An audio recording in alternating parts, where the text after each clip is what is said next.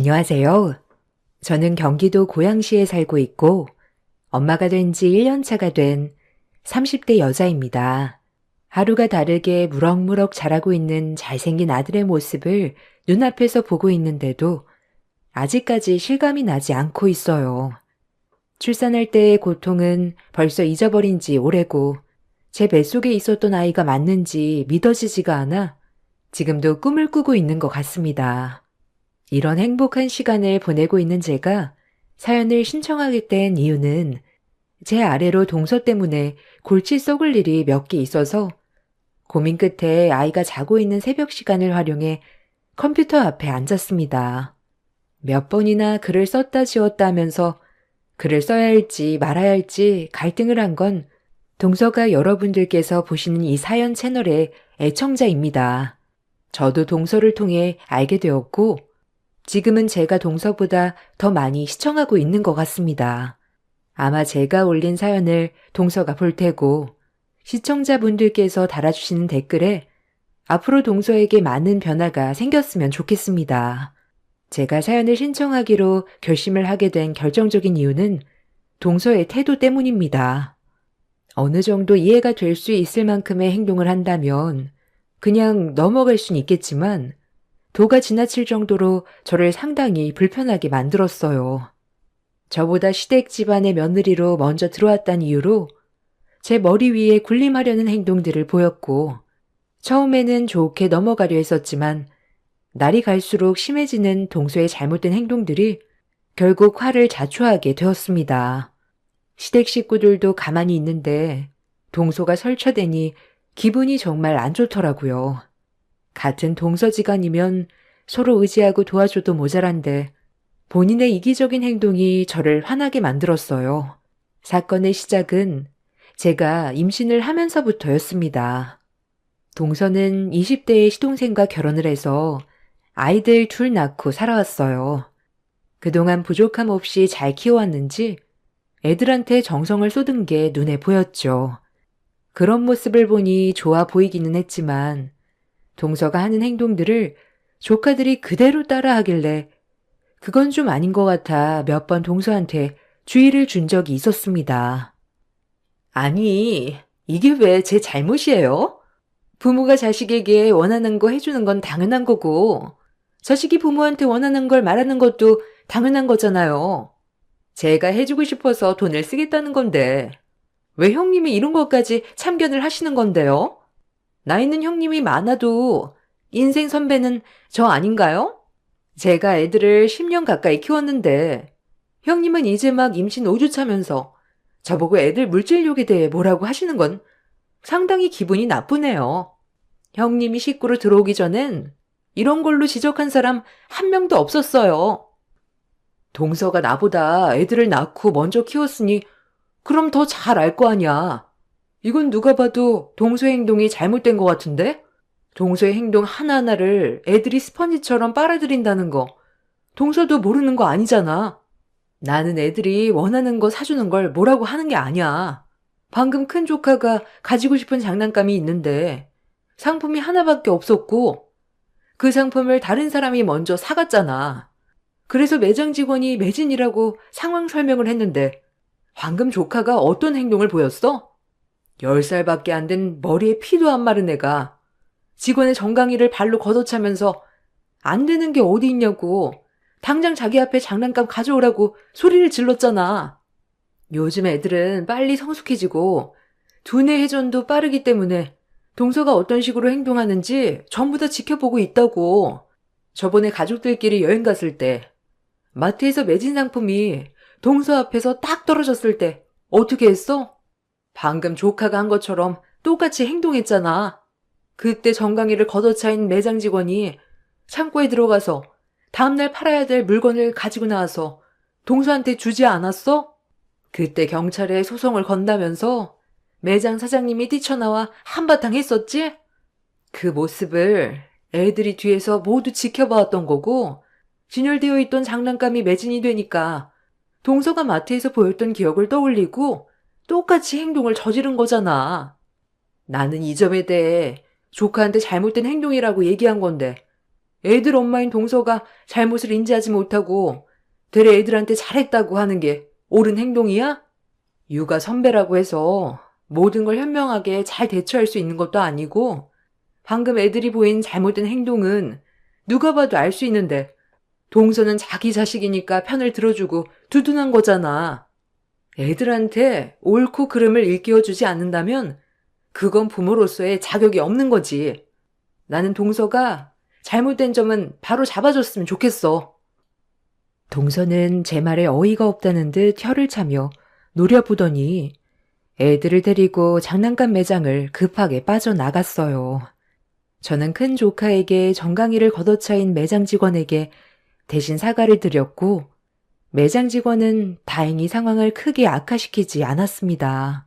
웃어 넘겨주셨지만 어느 누구라도 그 입장이었으면 기분이 상당히 안 좋았을 겁니다.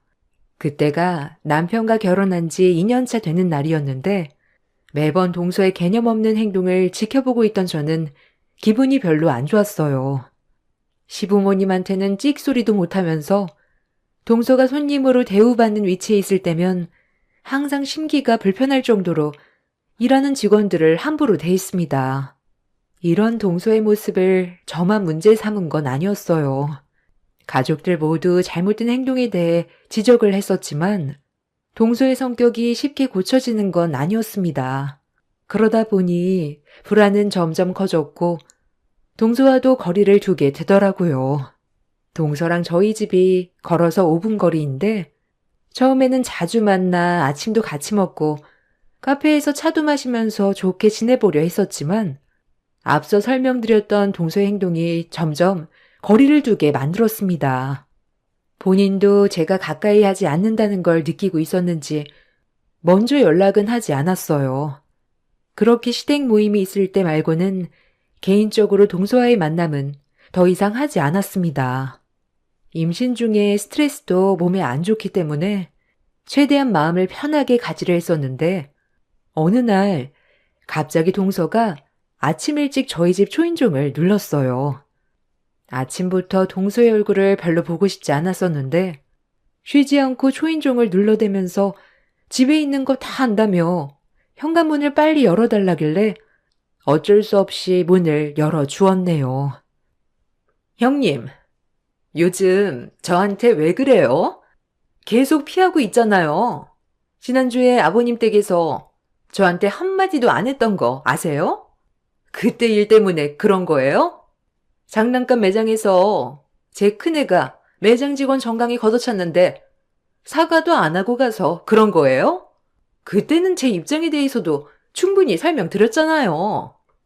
솔직하게 말할게. 동서랑 다니면 내가 정신적으로 너무 힘이 들어서 그래. 같이 외출하면 꼭 문제가 생기잖아. 동서 입장에서 잘못을 하지 않았다고 하는데 내가 무슨 말을 더 하겠어. 사람마다 성격이 다르고 생각하는 것도 다른데. 그리고 나 지금 임신 중이잖아.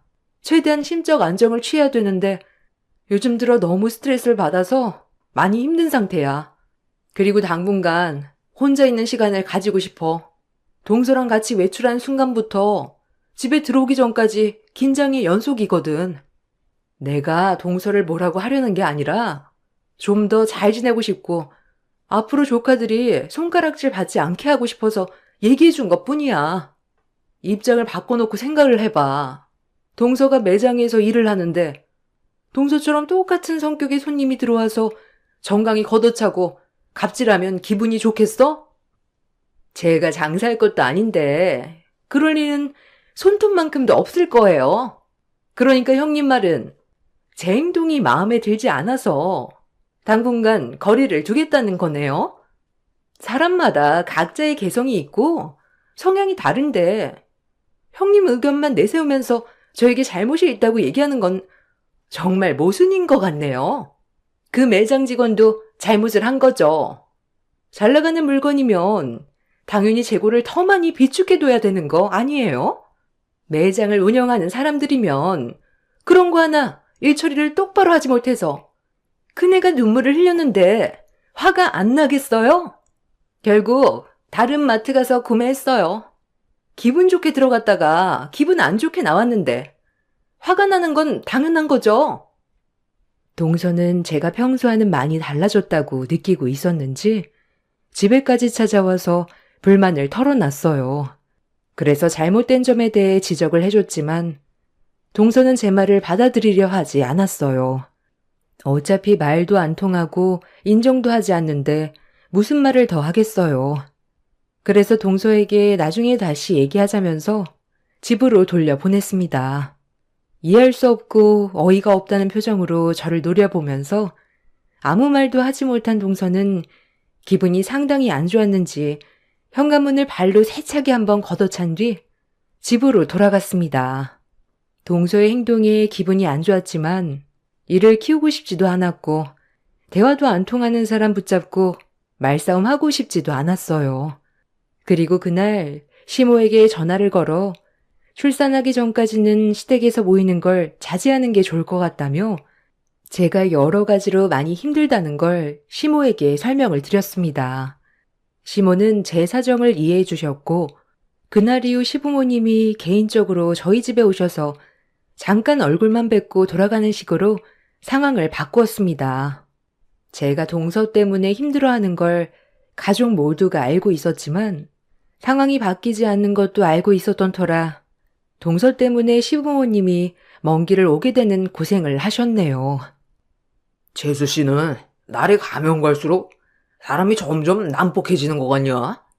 지금 집안 분위기를 좀 봐. 이게 맞는 거야? 부모님이 우리 집에 오는 게 맞는 거냐고. 재수 씨가 행실말 똑바로 했다면 이런 일은 일어나지 않았겠지. 너도 불편한 건 사실이잖아? 언제까지 이렇게 살아갈 건데? 네가 확실하게 얘기 좀 해봐. 아, 왜 나한테 그러는 건데? 나도 몇 번이나 얘기를 해봤지만 고쳐지지 않는 걸 어떻게 하라는 거야. 그리고 우리는 지금까지 결혼 생활 해오면서 이런 걸로 문제가 된다고 생각해 본 적 없었는데 형수님이 너무 예민하게 받아들이니까 문제가 커지는 거잖아. 형이 결혼하기 전에 이런 말 나온 적 있었어? 그동안 없었잖아.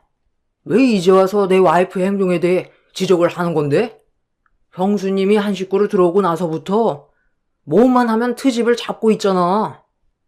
큰며느리가 새 식구로 들어오기 전에도 내가 몇 번 얘기를 했었다. 그런데 알겠다고만 하지 달라지는 건 크게 없어서 계속 얘기해봤자 기분만 상할 것 같아.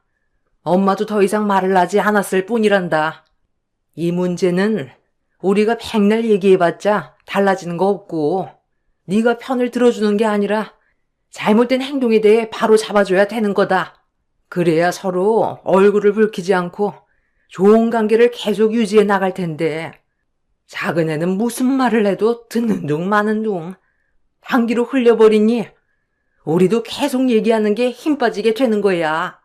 모두가 아니라고 하는데 계속 편을 들어준다고 관계가 좋아지겠니? 너도 충분히 느끼고 있잖아. 처음엔 동서의 편을 들어주던 시동생이 모두가 동서의 행동에 대해서 지적을 하기 시작하자 더는 아무런 대답도 하지 못했어요. 시동생 본인도 동서의 행동에 대해 문제가 있다고 생각을 하고 있는 듯 보였습니다. 그렇게 한참 동안 대화를 주고받은 뒤 시동생은 가족들의 부탁으로 동서의 문제점에 대해 해결을 하기로 결정을 내리게 되었어요. 저희는 최대한 좋은 관계로 만들어가고 싶었을 뿐이지 동서를 싫어하는 건 아니었어요.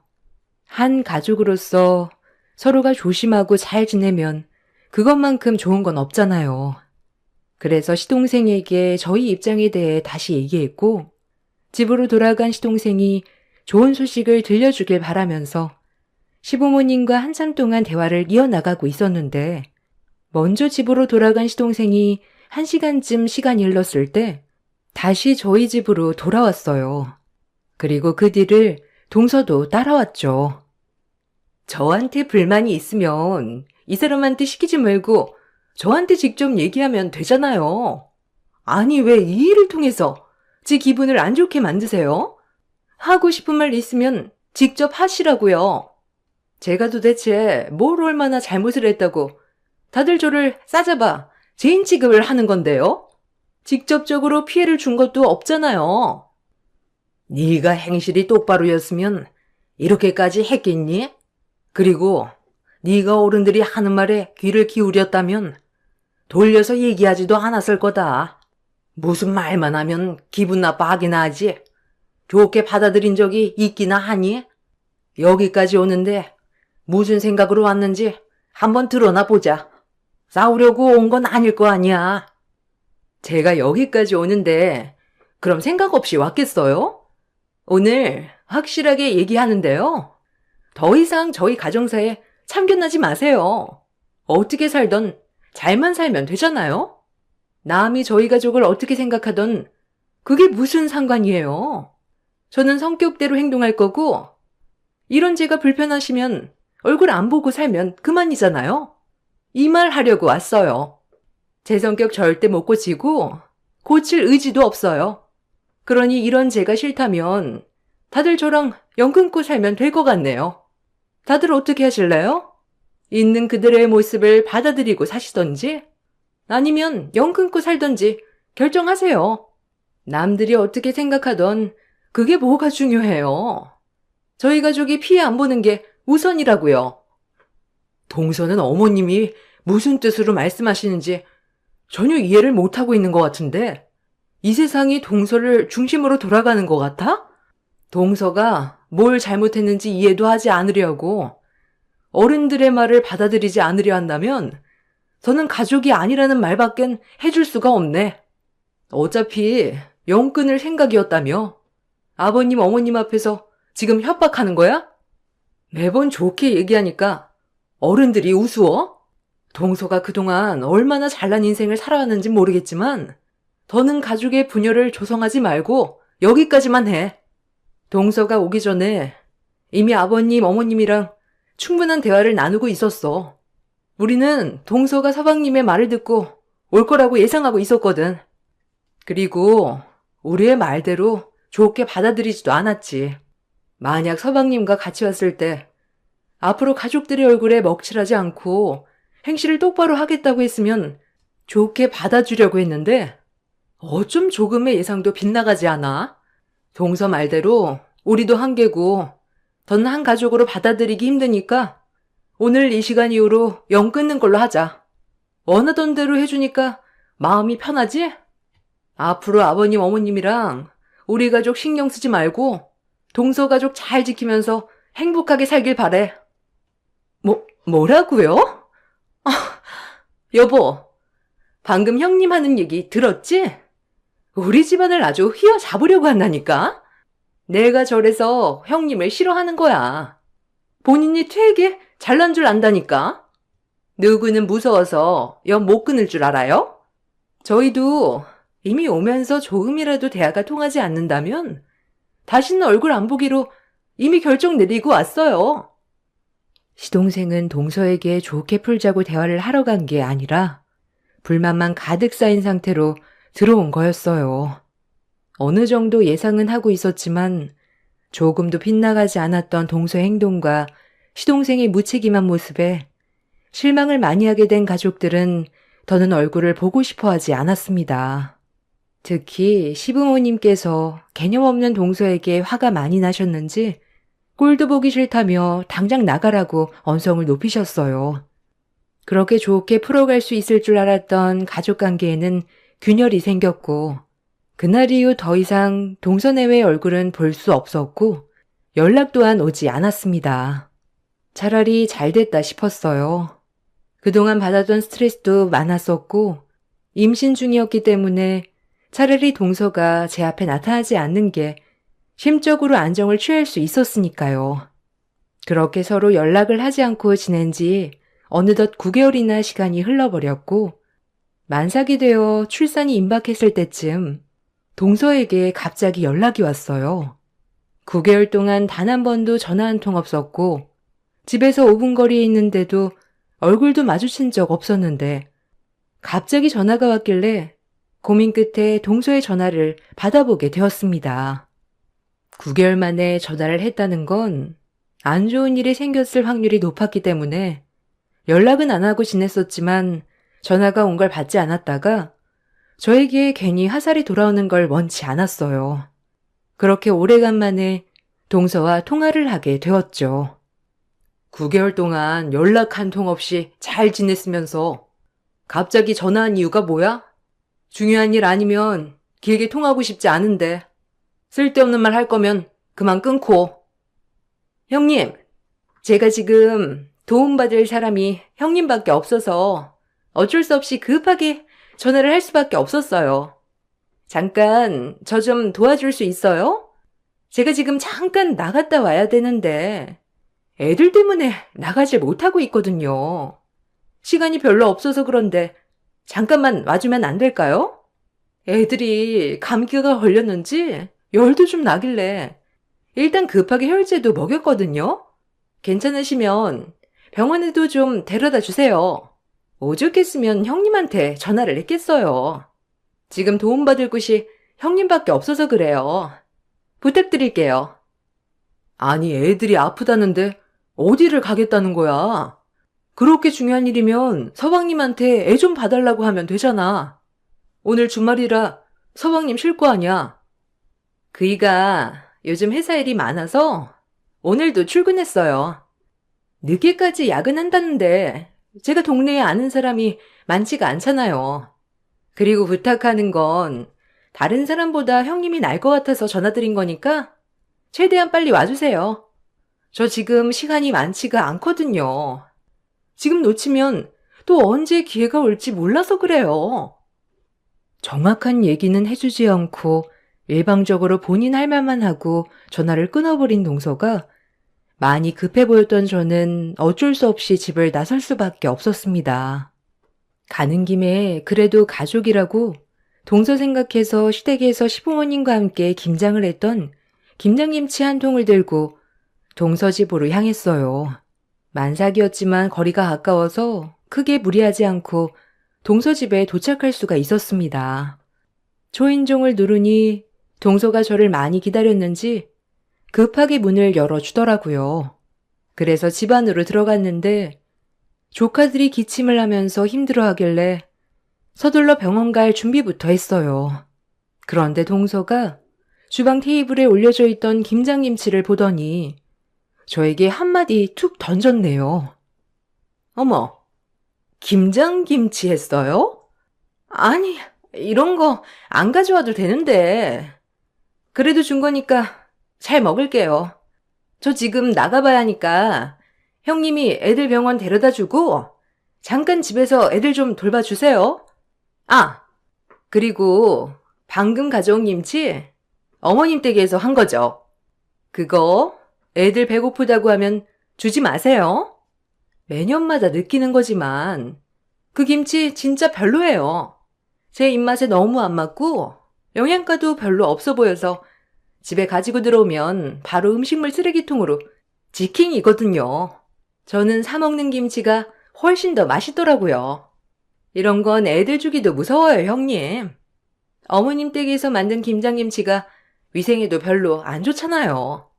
깨끗한 환경도 아닌 시골 촌동네인데 어떻게 믿고 먹어요?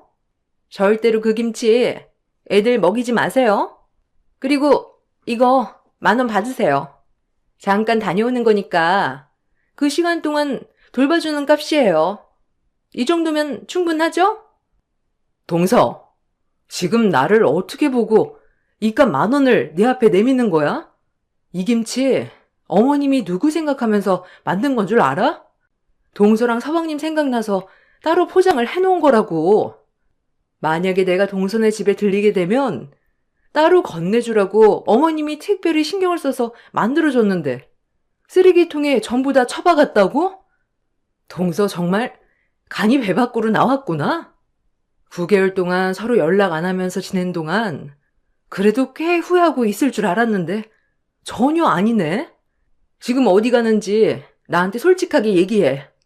안 그러면 나 그냥 집으로 돌아갈 거니까 당장 얘기하라고. 뭔데 애들까지 팽개치고 집을 뛰쳐나가려는 건데. 아우 정말. 얼마 시간 안 남았는데 계속 붙잡을 거예요? 이러다 저만 또 놓치게 된다고요. 오늘 특별 한정판으로 명품 매장에서 물건이 들어올 예정이에요. 몇 개 들어오지 않기 때문에 경쟁에서 이기려면 일찍 가서 줄을 서야 된다고요. 일단 다녀와서 설명해 드릴 테니 애들 좀 봐주세요. 부탁할게요. 동서가 급하게 신발을 신고 집 밖으로 뛰쳐나가려는 순간 저는 동서의 뒷 목덜미를 잡아 끌었습니다. 배 아파 낳은 자식들보다 명품 가방이 우선이라고 생각하는 동서의 행동에 저는 화가 치밀었고 나가지 못하게 붙잡았어요. 제가 동서 집에 있을 이유가 완전히 사라져버린 상태였습니다.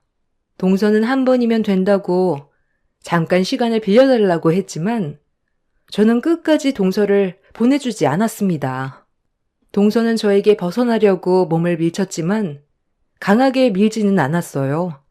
제가 만삭에 곧 출산 예정이라 동서도 조심하는 데 보였는데 시계를 슬쩍 보는 순간 조금의 망설임도 없이 저를 강하게 밀쳐버렸고 그대로 주저앉아 버렸습니다.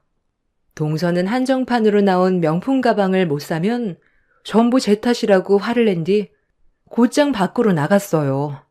그런데 짧은 비명소리와 함께 동서가 그대로 뒤로 넘어져 버렸습니다. 남편이 문 앞에 서 있었고 동서가 급히 나가려다가 저희 남편과 부딪히게 된 거였죠. 제가 넘어져 있는 모습을 보게 된 남편은 무서운 얼굴로 변해서는 동서를 노려봤고 동서는 잠깐이면 된다고 남편까지 밀치면서 밖으로 나가려 하길래 남편은 동서의 팔을 잡아 집 안으로 강하게 밀어 넣었습니다. 그리고 그 장면을 시동생이 보게 되었는데 남편의 양 어깨를 밀치더니 넘어진 동서를 조심히 일으켜 세웠고 남편에게 입에 담지 못할 말을 퍼부어 댔네요. 원래 오늘 일을 늦게까지 해야 되는데 애들 몸이 안 좋아서 회사의 사정을 얘기하고 왔는데 지금 하준 엄마한테 뭐 하는 짓이야? 형이 뭔데 내 와이프를 밀쳐? 여보, 나 지금 빨리 백화점에 가봐야 되거든? 애들 좀 봐줘. 이러다 오늘 한정판으로 나온 명품 가방 살 수 없을지도 모른다고. 애들 병원부터 데리고 가. 지금 애들 몸이 안 좋은데 그깟 명품 가방이 먼저야? 이러려고 나를 부른 거였어? 한정판으로 나온 명품 가방을 사려고 만삭인 나를 부른 거였냐고. 그것도 모자라 곧 출산 예정인 나를 밀쳐? 너 완전 제정신이 아니구나. 서방님은 저런 동서가 어디가 좋길래 이런 한심한 삶을 사는 거예요. 정말 대책 없네요. 여태까지 잘 살아왔거든요. 형수님이 상관할 바는 아닌 것 같은데요. 저번에도 이 문제에 대해 말하지 않았나요? 그만 나가주시죠. 너 지금 너희 형수한테 그게 무슨 말버릇이야? 재수씨, 다시 한번 말하는데 방금 한 행동에 대해 똑바로 처신하지 않고 간다면 좋게 넘어가지 않을 겁니다. 아휴, 그러시던지요. 저는 지금 명품 가방이 더 급하거든요. 여보, 아주버님이 비켜주지 않는데 어떻게 좀 해봐. 나 정말 급하다니까? 아, 빨리 좀 비켜요, 정말. 너희들이 뭐가 무서운지 전혀 모르는구나. 내가 그동안 정말 참고 또 참았는데 도저히 안 되겠네. 다른 건 다 참아왔는데 임신한 내 와이프 넘어뜨리고 개념 없이 행동한 너희들 절대로 용서할 수 없을 것 같다. 여보세요? 네, 아버지 저예요. 지금 동생 집에 왔는데요. 급하게 좀 와주셔야 될 것 같아서요. 형, 지금 뭐 하는 거야? 별것도 아닌 일 가지고 아버지한테 얘기하면 내 입장이 뭐가 돼? 나랑 정말 끝까지 해보자는 거야? 당장 전화해서 오지 말라고 다시 말씀드려. 자식들 내팽개치고 명품 가방을 우선순위로 생각하는 재수씨도 문제고 너도 아버지 밑에서 감사한 줄 모르고 대충 일하면서 돈 받아가는 거 더 이상 나도 못 참겠다. 들리는 얘기가 얼마나 많은 줄 알아? 너 회사에서 일 개판으로 한다며? 아버지가 우리 회사를 어떻게 키웠는지 몰라서 그래? 자식이면 당연히 누려야 될 권리 아니야? 나는 할 만큼 하고 타당하게 돈을 받는 것뿐이라고. 그리고 어차피 회사에서는 형을 인정하지. 나는 거들떠도 안 보잖아. 어차피 수명인간 취급하고 있는데 열심히 다녀봤자 뭐해? 매달 들어오는 돈으로 인생 즐기면서 살면 되는 거지. 남편과 시동생은 시부 밑에서 일을 하고 있어요. 회사 규모가 좀 큰 편인데 서로 다른 지역에서 일을 하고 있습니다. 그러다 보니 서로 얼굴을 마주치게 될 일이 거의 없지만 남편은 그동안 시동생의 근무 태도에 대해 보고를 받고 있었어요. 연을 끊겠다고 난리를 친 이후 시동생은 시부 회사 일을 적극적으로 하지 않았고 뒤처리는 전부 회사에 남아있는 직원들 몫이었습니다. 시동생이 소속되어 있는 곳에서 시동생보다 직책이 높은 위치에 있는 직원들이 꽤 있었지만 아무도 시동생을 건들지 못했었어요. 그 이유는 시동생의 뒷배경에 시부가 버티고 계셨기 때문이죠. 시동생은 그걸 이용해 회사의 출근 도장만 찍고 그날의 기분에 따라 회사에서 빨리 나오거나 정시에 퇴근하거나 자기 하고 싶은 대로 하고 다녔습니다. 그러다 보니 남편이 화가 많이 난 상태였는데 시부가 힘들게 일궈온 회사에서 제대로 일을 하지 않고 매달 받는 돈으로 명품이나 사며 수준에 안 맞는 사치를 부리는 시동생과 동서의 모습에 실망을 많이 하게 된 남편은 시부에게 전화를 걸었고 걷잡을 수 없는 폭풍이 휘몰아쳤습니다. 남편은 시동생과 동서를 상대로 몸싸움을 벌였고 얼마 뒤 시부가 시동생 집에 도착하는 순간 모든 판도는 순식간에 뒤집어져 버렸습니다. 시부는 남편에게서 모든 상황들을 전달받게 되자 표정은 점점 어두워졌고 시부의 입에서 나온 한마디는 시동생의 퇴사철이었고 동서와 시동생은 사색이 된 얼굴로 말도 안 된다면서 인정할 수 없다고 시부에게 화를 냈습니다. 하지만 시부는 더 이상 아무 말도 하지 않은 채 집 밖으로 나가셨어요. 동서는 시부를 붙잡으려 했지만 남편이 중간에서 가로막자 동서가 자기의 앞길을 막았다고 남편의 얼굴에 손을 올렸습니다. 찰싹 소리가 집안에 울려 퍼지는 순간 저는 두 눈이 돌아버려 동서의 양뺨에 손을 올린 뒤 머리채를 잡아 사정없이 흔들어 젖혀 버렸습니다. 동서는 분노한 저를 당해내지 못하고 결국 저희 부부 앞에 무릎을 꿇게 되었네요. 동서의 집안이 잘난 것도 아니고 시동생을 만나서 그동안 사치를 즐겨놓고선 본인이 뭐라도 되는 것 마냥 행동하는 그런 모습들이 저희 가족은 더 이상 봐주고 싶지가 않았어요. 그날 이후 동서와 시동생은 시댁에 와서 대문 앞에 무릎 꿇고 손이 발이 되도록 빌었지만 가족들 모두 동서내외를 받아주지 않았습니다. 지금까지 살아오면서 감사한 줄 모르고 시부의 등 뒤에서 자기 잘난 맛에 산 동서내외는 1년이 지난 지금까지 받아주지 않고 있는 중입니다. 현재 시동생과 동서는 먹고 살기 위해 맞벌이를 하면서 입에 겨우 풀칠을 하고 있는 중이에요. 그동안의 사치에 밀려있는 카드값 때문에 생활고에 시달려 비싼 외제차까지 처분하고 좀 더 적은 평수로 이사까지 가게 되었네요. 시부와 남편은 1년 가지고는 절대로 정신 차리지 못할 거라며 최소 5년은 두고 봐야 한다고 동서내외를 묵묵히 지켜보고 있습니다. 주택 건설 사업을 하고 계신 시부가 여러 지역의 회사를 키우고 있는 중인 중요한 시점에 시동생이 묻히기만 행동해 마음의 상처를 많이 받으신 듯 합니다. 시동생과 동서가 하루빨리 정신 차리고 제발 인간답게 살았으면 좋겠습니다. 동서가 제가 올린 사연을 시청하게 될 텐데 인생 선배님들께서 따끔한 조언 아낌없이 풀어주셨으면 좋겠습니다. 정신없이 제 사연을 풀어내다 보니 창밖에 한방눈이 내리고 있었네요. 출퇴근길 안전 운전하시고 올해 마지막 달인 12월 잘 마무리하시길 바라겠습니다. 감사합니다. 안녕하세요. 저는 부족함 없이 자란 40대 여성이에요. 결혼 전까지 가세가 짱짱하던 집안이 갑자기 결혼 후 아버지의 사망으로 인해 가세가 급격히 기울기 시작했어요. 결혼을 한 몸이라 저도 이렇게 할 수도 저렇게 할 수도 없는 속상한 상황이었어요.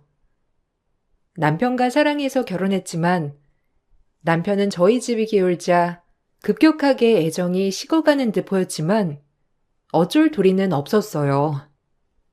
남편에게 섭섭한 마음이 쌓이기만 할수록 더 작아지고 작아졌답니다.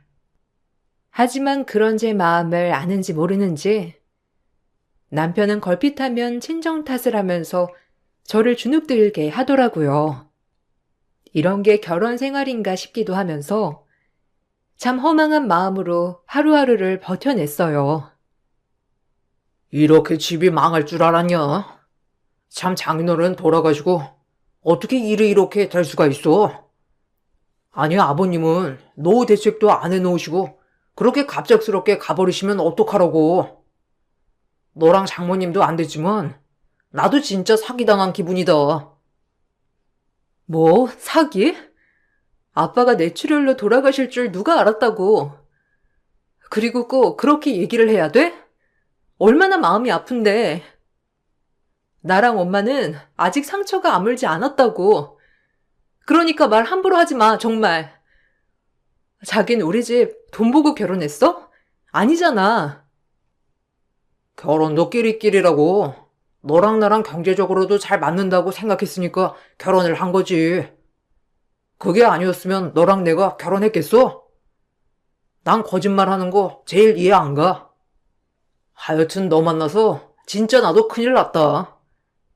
장인어른이 이번 계획에 크게 투자해 주시기로 했는데, 아유, 지금 여기 하나에 자기 다 걸고 매달린 사람이 얼마나 많은데 다 큰일 났어.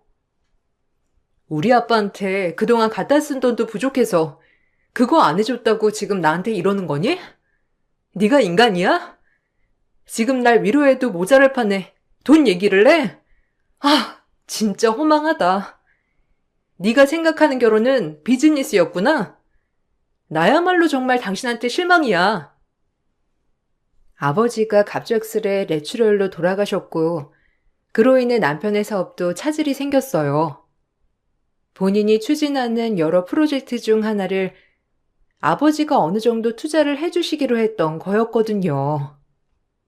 그로 인해 남편은 화가 많이 난 상태였지만 부모 잃은 저에게 저렇게 퍼부어대니 너무 속상하더라고요. 하나뿐인 동반자라고 생각했는데 아버지가 돌아가시고 철저히 남이 된 것 같았어요. 하지만 마냥 슬퍼할 순 없었는데 친정엄마를 제가 보필해야 했기 때문이에요. 정신 차리자 이렇게 생각하고 있을 무렵 시어머니는 남편보다 더 세게 저를 질책하시기 시작했고 그저 우리 며느리라고 떠받들던 모든 시가 식구들이 하나둘 저에게 등을 돌렸죠. 아니, 그렇게 잘 되던 사업이 대표 하나 죽었다고 갑자기 그렇게 된다는 게 말이 돼? 경영을 어떻게 한 거니 도대체? 지금 일단 회사도 정신이 없는 상태예요. 어머님도 그만해 주셨으면 해요. 같은 여자니까 더 잘 알 거 아니에요. 부모 잃은 슬픔이 어떤 것인지. 그러니까 어머님도 더 이상 그런 식으로 저한테 몰아가지 않으셨으면 좋겠어요. 부탁드릴게요, 제발. 참나, 방귀 낀 놈이 성낸다더니 너 아주 웃기는구나. 지금 우리 아들이 얼마나 난처해졌는데 내가 너한테 이런 것도 말 못해? 며느리 하나 잘못 들어와서 우리 집안도 사달이 나는구나 아주. 아이고 정말 단단히 속았지 우리가 아주. 저야말로 속았죠. 이렇게 몰상식하게 본인들 걱정만 할 게 아니라 지금은 고인이 된 분 애도를 빌어주고 며느리인 저를 위로해야 하는 게 맞는 거 아닌가요? 이랑 어머님 정말 너무하신 거 알아요? 그렇게 잘해줄 땐 언제고 참 너무하시네요. 시어머니마저 저를 볼 때마다 저렇게 퍼부어 대셨어요. 그리고 나서 제가 별 반응이 없자 혼자 궁시렁 대시기만 하였죠. 전 그러면 그럴수록 혼자 계신 엄마가 많이 걱정이 되었어요.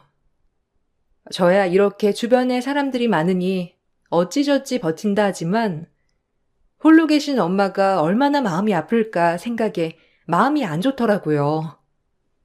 엎친 데 덮친 격 집안에 가압류까지 걸리게 되면서 엄마는 오갈 데 없는 처지가 되었는데 평생 남편 뒷바라지만 하고 내조에만 충실하였기 때문에 전혀 바깥 일에 대해선 모르셨거든요. 전 그런 엄마를 어찌해야 할지 깊은 걱정에 빠졌어요. 그러던 중 남편이 전세를 주려고 매매했던 집이 떠올랐죠. 그걸 알고 나니까 남편에게 빨리 얘기를 해서 엄마 문제를 해결해야겠다고 생각했지만 남편은 역시 나였습니다. 엄마, 그냥 지금 당장 갈 데 없으니까 내가 허서방한테 얘기 잘해볼게. 그러니까 거기에 전세라도 들어가서 살자, 응? 내가 어떻게 그래. 사이 눈치 보이고 너도 체면이 있을 텐데. 아유, 너희 시어머니가 하시면 그걸 가만히 보시겠니? 가뜩이나 장례식장에서 표정도 많이 안 좋으시던데. 엄마가 어떻게 또 너한테 누를 끼치겠어? 아유, 못 살겠다 정말. 그게 무슨 소용이야. 그리고 엄마가 내 엄마인데 지금은 어쩔 수 없는 상황이니까 내가 허서방한테 잘 얘기해 볼게. 그리고 본인들이 그렇게 가져간 돈이 많은데 설마 내치기야 하겠어? 미안해 엄마. 맘 같아선 그냥 살게 하고 싶은데 나도 어쩔 수가 없네. 허서방 돈에 예민한 사람이잖아. 이해해줘. 그리고 엄마 몸이나 회복할 신경 써. 이게 뭐야? 삐쩍 말라가지고. 오갈 데가 없어진 엄마에게 제가 해드릴 수 있는 방법은 전세를 얻어주는 거였어요. 이왕이면 남편 집 전세가 낫겠다 싶어 남편에게 얘기했지만 남편은 얼굴을 팍 구기며 얘기하더라고요. 이 부분에서 남편에게 정말 실망이 들었어요. 우린 부부가 아니구나라는 마음과 함께 그저 이 남자는 나와 결혼했을 때 돈으로밖에 나를 보지 않았다는 생각이 들더군요. 엄마, 가실 데가 없어. 가압류도 들어오고 지금 집 내놓고 내가 있는 돈이랑 해서 당신 집 전세 가격 정도 될 것 같은데 혹시 거기 비어있으니까 엄마가 거기 들어가서 살아도 될까? 전세금은 줄 거야, 내가. 그러니까 어떻게 안 될까? 아, 장모님이 사신다고? 아니, 어차피 세입자는 구해야 하긴 하는데, 불편하잖아. 그리고 그렇게 갈 데가 없으셔? 돈 좀 낮춰서 그냥 빌라 같은데 알아보시라고 해. 원룸이나. 꼭 아파트 사시려고 하시는 거야? 참나, 정신 못 차리셨네. 이 와중에 우리 아파트 전세 가격이 얼만 줄 알고 여기서 사시겠대. 배짱 좋으시네, 아직. 그 부자일 때 습성을 못 버리신 거 아니야? 뭐라고? 정신? 지금 자기 말 엄청 막 하는 거 아니야? 어떻게 말을 그런 식으로 해? 아빠 살아 계셨을 때랑 지금이랑 너무 다른 거 알아? 참 내가 진짜 자기랑 결혼한 게 맞는가 싶다. 어떻게 이렇게 급격하게 변할 수가 있어? 진짜 속상하다. 이게 현실이야. 제발 현실 파악 좀 해. 언제까지 네가 공주인 줄 알아? 이제 넌 끈 떨어진 년이라고, 알겠냐? 제가 아무리 이렇게 얘기해도 남편은 귀담아 듣지 않았죠. 그나마 다행인 건 남편이 엄마에게 집에 세를 주었어요.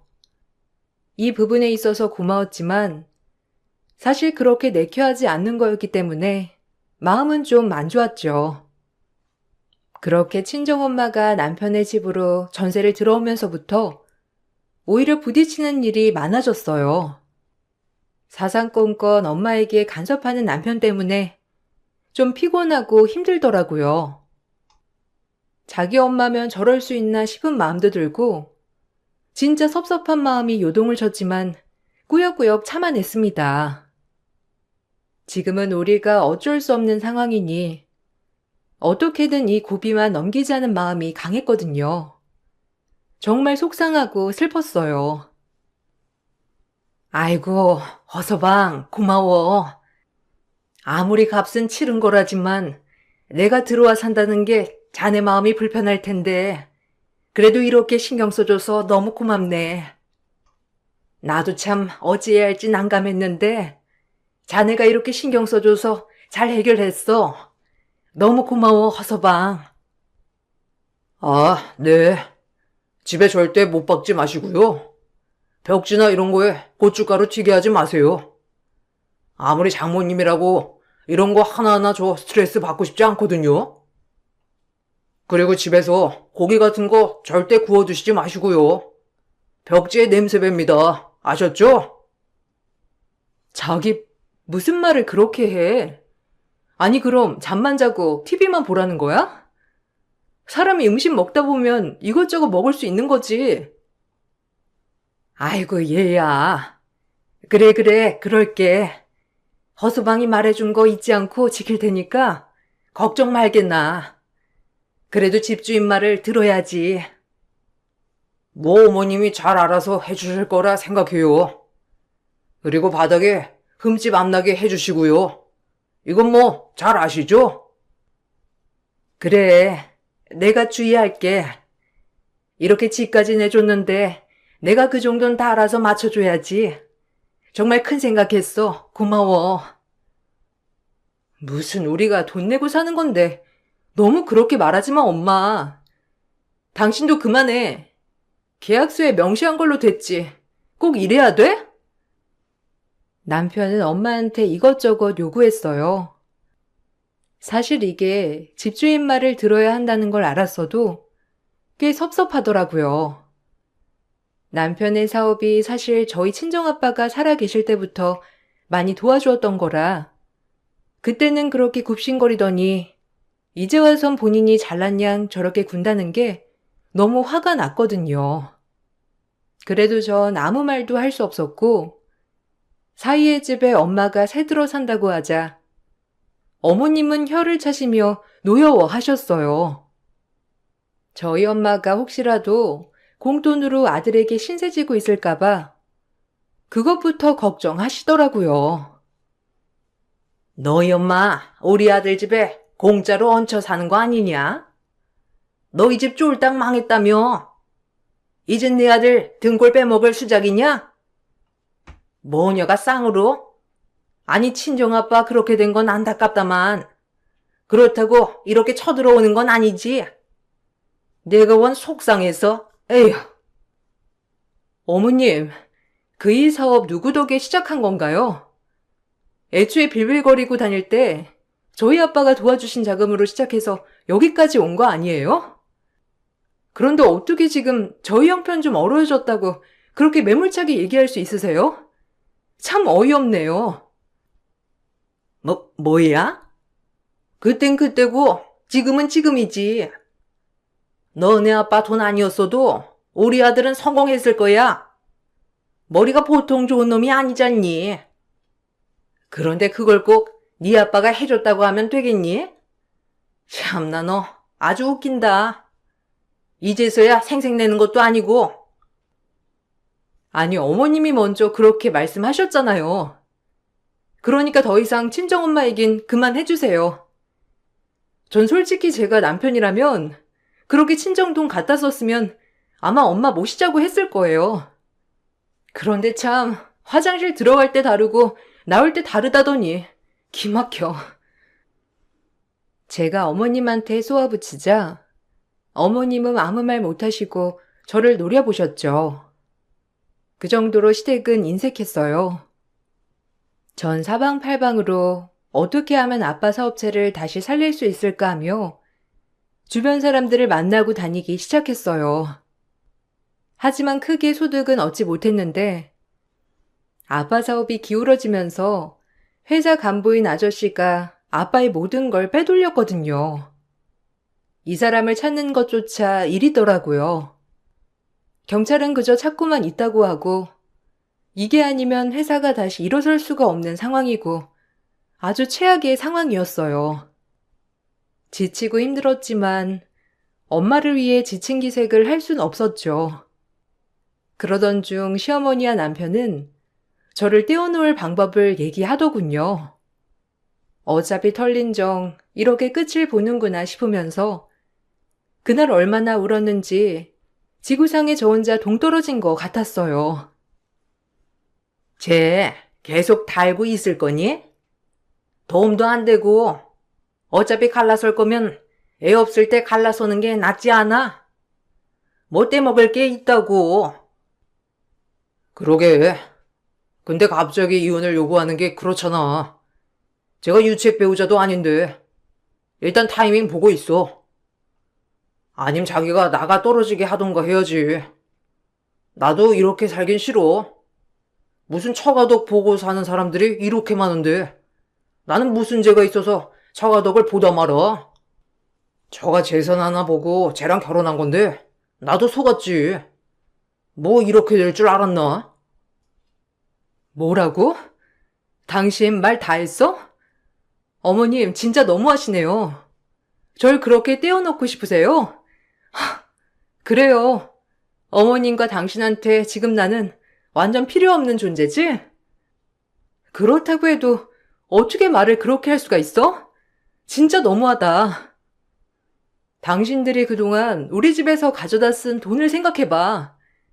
그런데도 그런 말이 나와? 진짜 남보다도 못하다 정말.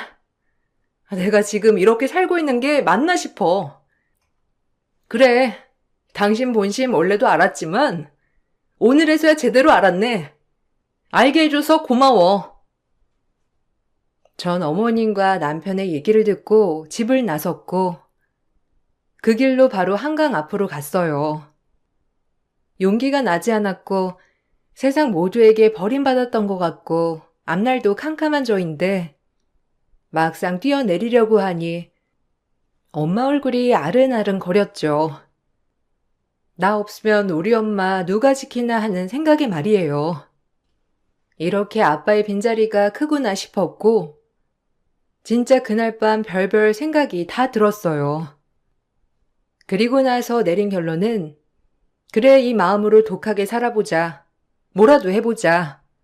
내가 아빠 사업 다시 일으켜보자. 이 마음가짐이면 뭐든 할 수 있다라는 결론이 내려졌죠.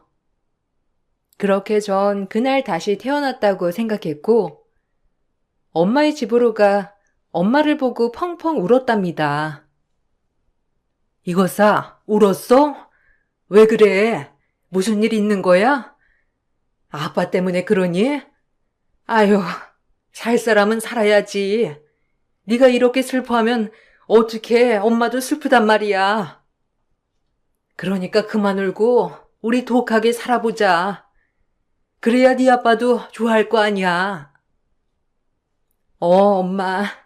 나 진짜 독하게 살아볼 거야. 내가 아빠 사업체 일으킬 거야. 그러니까 엄마가 나만 믿고 따라와줘. 아빠 뒤통수 치고 나른 놈 내가 잡아낼 거니까 걱정하지 마. 그리고 엄마 이렇게 여기 살면서 굴욕 겪은 거 내가 다 갚아줄게. 굴욕은 무슨. 허서방도 이해 가지. 하루아침에 투자처가 사라진 꼴이니 얼마나 마음이 아니겠니? 너무 그러지 마라. 아니, 난 용서 못해, 허서방도. 그러니까 엄마 너무 그렇게 생각 말고 내가 하는 거 지켜봐줘. 진짜 열심히 살 거니까. 전 그렇게 다짐을 하였고 악착같이 그 사기꾼을 찾아다녔죠. 당장이라도 남편과 이혼하고 싶었지만 지금은 회사 회복이 우선이라는 마음을 가지고 진정시켰어요. 남편도 제가 본인이 저와 이혼을 원한다는 걸 알고 계속해서 이혼 얘기를 하였고 말끝마다 이혼을 요구하는 남편의 등살에 참 지친 나날이었어요. 그러면 그럴수록 제 몸과 마음은 지쳐갔죠. 이혼하자고. 이미 다 들었잖아. 나랑 엄마 얘기. 그러니까 서로 더 바닥 보기 전에 이혼하자. 나도 이제 참기 힘들다. 이혼? 그럼 우리 아빠가 너한테 그동안 투자해놓은 돈 다 내놔. 그럼 이혼해 줄게. 달면 삼키고 쓰면 뱉는다는 심보가 뭔 심보야? 아, 뭐? 돈을 달라고? 기가 막혀. 그럼 그렇지. 이대로 물러날 수 없다 이거야? 그리고 내가 미쳤냐? 돈을 너한테 주게? 누구 좋으라고? 너네 아빠가 나 좋다고 투자한 돈을 왜 이제서야 달래? 돈 얘기라면 딴 데 가서 알아봐. 나도 그럼 순순히 이혼 못하지. 그동안 너한테 투자한 돈 회수하기 전까진 나 이혼 못해. 그러니까 그런 줄 알아. 아니, 증거 있어? 내가 너네 아빠한테 투자 받았다는 거 증거 있냐고? 너 진짜 웃긴다. 네가 뭘 몰라서 그러나 본데 증거 없음 땡이야. 나쁜 놈. 넌 이러려고 나랑 애초에 결혼한 거야. 그치? 인간 말종. 너 내가 절대 용서 안 해. 가만 안 둔다고. 강해지기로 했고 바보같이 당하고만 있지 말자고 다짐했어요. 그러던 중 시간이 흘렀고 어버이날이 다가오더라고요. 어버이날이 다가오니 아빠에 대한 빈자리가 더 커져만 갔고 더욱더 슬펐습니다. 엄마와 이런저런 아빠의 추억 얘기를 하던 중 벨소리가 울려 나가보니 남편이었어요. 내심 남편이 어버이날이어서 엄마를 찾아왔나 싶어 마음 한편에 고마움을 가졌죠. 하지만 그 고마움은 금세 산산조각이 나게 되었는데 그는 역시나 돈밖에 모르는 인간이었고 정말 쓰레기 같은 인간이었죠. 한순간이라도 설마 어버이날을 생각했나라고 생각한 제 자신이 우습더군요. 저런 인간인 줄 진작 알았으면서 말이죠. 어머, 웬일이야 여긴? 어버이날이라고 온 거야? 참 당신은? 그럼 나한테 말이라도 해주고 오지. 어쨌든 잘 왔어. 어버이날 같은 소리 하네. 내가 돌았냐? 아, 여기 보증금 올렸거든요. 5천만 원. 더 주셔야겠는데요? 뭐 우리 사이를 떠나서 전 그냥 남이라도 이렇게 했을 겁니다. 전세 보증금 올렸으니 납부하세요. 안 그럼 나가셔야죠 뭐. 어쩔 도리 있나요? 당신 정말 끝까지 이럴 거야? 아, 어떻게 그런 거 상의도 없이 이렇게 무작정 통보할 수가 있어? 정말 너무한다. 아니, 세입자한테 전세금 올리는 걸 내가 상의해야 하나? 적당히 올려받을 때 돼서 올려받는 건데 참나 웃기네. 당신네라고 뭐 다를 줄 알아? 나 돈이면 칼 같은 사람이야. 알잖아. 그러니까 5천만 원 준비하세요. 아셨어요? 안 봐드립니다. 남편이 어버이날에 내민 건 전세금 5천만 원을 올린 청구서더라고요. 저와 엄마는 너무 말이 안 나와서 기가 막혔죠. 어떻게 이럴 수 있나 싶으면서 진짜 이건 사람이 아니구나 싶었어요. 그래도 한때는 서로 사랑했고 장모님 하던 시절이 있었는데 이렇게 매몰차게 나오니 정말 할 말이 없더라고요. 그리고 그 길로 남편은 아무렇지 않은 듯이 집 밖을 나섰어요. 아빠가 원망스러우면서 뭐가 그렇게 급해서 먼저 가셨나 싶고 이렇게 서러움을 받게 되니 정말 한없이 우울했어요. 아이고, 어쩌냐 이 일을. 여윳돈도 없고 허수방한테 말하면 꼭 그렇게 해야 직성이 풀리는 사람 아니야. 일을 어째? 나 때문에 네가 많이 곤란한 거 아니니? 아휴, 어째 이렇게 부모가 돼가지고 너한테 짐만 될까? 미안하다 정말 면목 없어. 무슨 짐이야. 진짜 너무한다. 엄마, 이거 내가 알아서 할게. 그러니까 너무 신경 쓰지 마셔요. 아니다. 내가 알아서 할게. 그러니까 넌 너무 신경 쓰지 마. 얼굴도 어찌 이리 안 좋아졌어. 이제 엄마가 알아서 할게. 엄마 건강 악화될까봐 그러지. 내가 미쳤지. 저런 인간이랑 결혼하는 게 아니었는데. 정말 미안해, 엄마. 내가 참 못 볼 걸 많이 보인다. 이러면 안 되는데 너무 미안해. 일단 엄마는 신경 쓰지 마. 내가 알아서 해볼게. 가뜩이나 몸도 안 좋은데. 엄마에게 신경 쓰지 말라곤 했지만 마음이 많이 쓰였고 당장에 5천만 원이 어디 있으며 좀 속상했거든요. 뻔히 사정을 잘 알 텐데 저렇게까지 하는 이유가 그냥 저와 단순히 빨리 이혼하고 싶어서 저러는 것 같았어요. 철저히 우린 부부가 아니었다는 생각과 동시에 정신을 차리자라고 독하게 마음을 먹었고 남편이 전세금을 올려달라고 한 날짜가 되었죠. 같은 집에 살아도 남편과 남남이 된 지 오래기 때문에 친정집에서 우편물이 왔다고 하는 소식을 듣고 거실로 나갔어요. 아이고, 뭐 거창하게 이렇게 우편을 보냈어. 그냥 너한테 가지고 가라면 되지. 너네 엄마도 참 아주 유난을 떨어댄다. 그러게. 그냥 계좌이체나 하면 될 걸 가지고 무슨 복잡하게. 하여튼 2번, 3번 고생하는 스타일이라니까. 머리가 나쁘면 원래 이렇게 고생하는 거란다. 평생 집에서 내조만 했던 사람이 뭘 알겠니? 그러니까 답답하게 이러는 거지. 두 모자는 저렇게 대화하며 친정이 보낸 전세 관련 봉투를 연 순간 시댁 식구 전원이 심정지가 왔어요. 아니 심정지가 온 것처럼 아무 말도 못하고 그 봉투를 읽고 가만히 서 있기만 하더라고요. 정말 온몸에 마비가 온 것처럼 아무것도 못하길래 제가 그 봉투를 뺏어서 열어보았죠.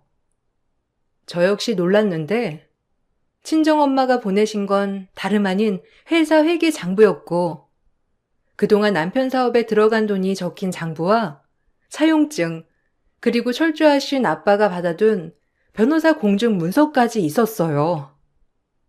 그리고 그날 아빠가 뇌출혈로 돌아가시게 된 이유까지 있더라고요. 작은 USB도 함께 보내셨거든요. 전 서둘러 그 USB를 태블릿 PC에 꼽아 보았고 아빠를 뒤통수 치고 도망간 사람과 남편이 한 얘기들이 있었어요. 둘이 작당을 하고 아빠 회사를 꿀꺽하려고 했던 거죠. 그걸 우연히 아빠는 듣게 되었던 거고요. 다행히 항상 아빠 방에 CCTV가 설치되어 있었기 때문에 이 카메라를 볼 수 있었어요. 아빠를 뒤통수 치고 도망간 사람은 나중에 제 남편이 어떻게 나올지 몰라 모든 장부와 이 CCTV를 가지고 도망을 간 거였고 그렇게 몇 달 넘게 도피 생활을 하다가 결국 수사망이 좁혀오자 저희 엄마에게 이실 짓고 이 모든 것을 오픈했다고 했어요. 그리고 그 사람이 자수를 하면서 이 모든 것을 알게 된 남편과 시어머니는 너무 놀라 심정지가 올 듯하게 멈춰 있던 거였고요. 아, 이거였어? 그래놓고 나보고 이혼? 그리고 뻔뻔하게 우리 엄마를 하대? 네가 인간이니? 이제 투자금도 모자라서 우리 아빠 회사까지 탐내려고 했던 거야? 아빤 충격으로 뇌출혈이 생긴 거고 내 말이 틀려? 너 가만 안 둬. 아니, 이건 모함이다. 아직 정확히 수사도 되지 않았잖아. 어디서 우리 아들을 범죄자 취급이야? 네가 뭔데? 모함? 당신도 똑같아. 그래, 어디 한번 싸워보자고, 이 파렴치한 인간들아. 내가 가만 있을 줄 알아? 두고 봐. 잔인하게 밟아줄게. 잠깐만. 아니, 이거 뭔가 오해가 있는 것 같은데? 내가 그럴 리가 없잖아. 내 프로젝트에 투자권이 달려있는 건데 모함이라고?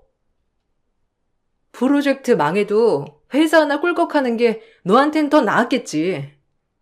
그러면서 네가 감히 악마의 탈을 쓰고 나를 농락해? 양심에 찔리지도 않았니? 나 너 절대 용서 안 해. 우리 아빠도 네가 죽인 거야. 당신들 이제 벼랑 끝을 내몰려봐 어디. 그리고 경찰 수사가 시작됐고 너무나도 명백한 정황 증거가 있었기 때문에 남편은 구속을 피할 수가 없었어요. 또한 변호사 공증까지 받아넣은 문서로 인해 남편은 저희 집에 막대하게 투자금을 갚아야 했죠. 이걸 우리가 절대 모를 줄 알고 그렇게 당당했던 거고요. 전 곧바로 이혼 소송과 함께 위자료 소송을 이어갔어요. 장부상 명백히 남편의 모든 것들이 폭로되어 있었기 때문에 그렇게 어렵지 않은 소송이었어요. 남편은 이제서야 저와 합의를 하려고 노력하더군요. 그렇게 저를 깔보고 무시할 땐 언제고 말이에요. 참 간사하다는 생각이 많이 들었고 더더욱 용서가 되지 않았어요. 남편의 행실과 그간 나한테 했던 행동들이 겹치면서 오히려 더 벼랑 끝으로 몰고 싶어졌어요. 어디까지 가나 보자 이런 마음으로 말이에요. 우리에게 유리했지만 그래도 법정 싸움은 힘들었습니다. 계속해서 아빠의 모습이 나오는 CCTV를 볼 수밖에 없어서 마음이 많이 아파졌거든요. 엄마는 그걸 보는 와중에 2번 정도 쓰러지시기도 했는데 그만큼 치열한 법정 공방이었지만 잘 싸워 나가기 시작했어요. 일단 내가 미안하다. 그러니까 이거 내가 천천히 돌려줄 테니까 탄원서 하나만 써줘. 어차피 너네 아빠 돌아가셨잖아. 그리고 CCTV는 오해라니까. 그 사람 혼자 회사 먹고 싶어 한 거야. 진짜야. 내가 설마 그렇게까지 했겠냐? 장인어른 회사인데. 넌 그러고든 아마 내가 미쳤니? 탄원서를 써줘? 어디 그전처럼 해봐. 너 나 못 쫓아내서 안달이었잖아. 이제 와서 나한테 그러면 해결될 것 같니? 평생 감옥에서 썩으면서 반성해. 아, 너란 인간 갱생은 안 되겠다. 네가 우리 아빠 돌아가시게 한 거야. 너 아니었음 충격받지도 않으셨을 테고 뇌출혈도 오지 않으셨겠지. 널 얼마나 믿으셨는데 그 사람이 영영 안 붙잡힐 줄 알았니? 세상은 좁단다, 이 어리석은 인간아. 그리고 모든 인간이 너같이 그렇게 허황되게 생각하지 않아. 어디 잘 살아봐. 제발, 우리 좋았잖아. 내가 장모님 집 그냥 넘겨줄게. 아니 내가 그때 진짜 나도 좀 정신이 없어서 그랬던 거야. 웃기지 마. 이미 네가 우리한테 갚을 돈이면 집은 사고도 남아. 어디서 헌신 베푸는 척이야? 뻔뻔하게. 네가 그동안 우리 모녀한테 한 짓을 생각해봐. 인간 같지도 않은 놈.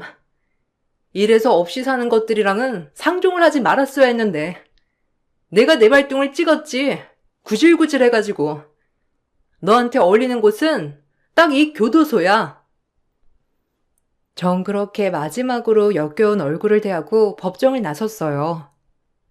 그렇게 남편은 미필적 고의에 의한 살인죄와 함께 아버지 회사돈 횡령, 그리고 저희에게 갚아야 할 투자금까지 명명백백 밝혀져 징역 11년행을 받았어요. 하지만 뻔뻔한 남편은 이거에 굴복하지 못하겠다며 항소를 하였고 2심에서 13년형을 받았답니다. 욕심이 화를 불렀던 거죠. 남편의 구속이 확정되자 시어머니는 저를 찾아와 무릎을 꿇고 빌더라고요. 얼마나 기가 차던지 그렇게 뻔뻔한 모습들을 제 눈으로 담을 수 있어서 참 속이 뻥 뚫리는 것 같았어요. 저희 엄마도 을분이 가시지 않았는지 시어머니에게 퍼붓더라고요. 남한테 함부로 말씀하시지 못하는 엄마였지만 이번만큼은 아주 퍼부으셨는데 아무래도 이번 일로 엄마도 상처를 많이 받으셨거든요. 저 역시 그런 엄마의 모습을 보고 만감이 교차하기도 하였고 속이 시원하기도 했어요. 사이다 마신 기분이랄까요? 예, 탄원서인지 뭔지 좀 써줘라. 아유, 돈이 뭐길래 정말. 나도 우리 아들 하나만 보고 살았는데 어떻게 아들을 징역 보내고 산다니? 제발 탄원서 하나만 부탁해. 조금이라도 빨리 나와야지. 내가 이렇게 간곡하게 비마. 당신도 눈에 피눈물 한번 나봐야지. 그딴 아들을 낳고 미역국을 먹었어? 참나, 그 애미의 그 아들이었겠지. 두고 봐. 당신 눈에도 피눈물 흘릴 테니까. 어디서 내 딸을 아프게 해? 그리고 감히 우리 회사를 넘봐? 그럴 깜냥이나 되고? 이래서 결혼할 때 집안을 보고 결혼시켰어야 했는데 배운 것도 없는 놈 뭐가 좋다고 결혼을 시켰는지. 어디 감방에서 잘 살다 나와봐. 아마 감방에서 나올 때쯤이면 당신은 이제 한참 늙어도 어마어마하게 늙었겠구만. 다 늙어서 옥바라지 해. 알겠어? 들으셨죠? 탄원서는 무슨? 알아서 하세요. 그리고 체력 좀 키우시고요. 옥바라지 하려면 체력을 키우셔야죠. 그리고 당신 집도 다 경매에 넘어갔으니 하루빨리 원룸이나 조그만 집이나 빨리 알아보셔야 할 거예요. 안 그럼 길에 나앉을 거니까. 제발 부탁이다. 늙은 내가 혼자 밖에서 어찌 살라고 그러는 거야. 불우이웃도 돕는다는데 선심 쓰는 셈 치고 제발 부탁하마. 이 옆편 내가 정신을 못 차렸네. 차라리 지나가는 거지한테 적선을 하지. 당신 같은 인간 같지도 않은 인간들은 상종 안 해. 썩 꺼져. 저와 엄마는 이 말을 끝으로 아예 모든 인연을 끊었어요. 남편과 짜고 저희 아빠 뒤통수를 친 아저씨 또한 벌을 받게 되었고 어찌나 울면서 저희에게 사죄를 하던지. 하지만 용서되지는 않더라고요. 그리고 전 남편에게 위자료와 투자금을 회수받아 아빠의 회사를 다시 일으키기 시작했어요.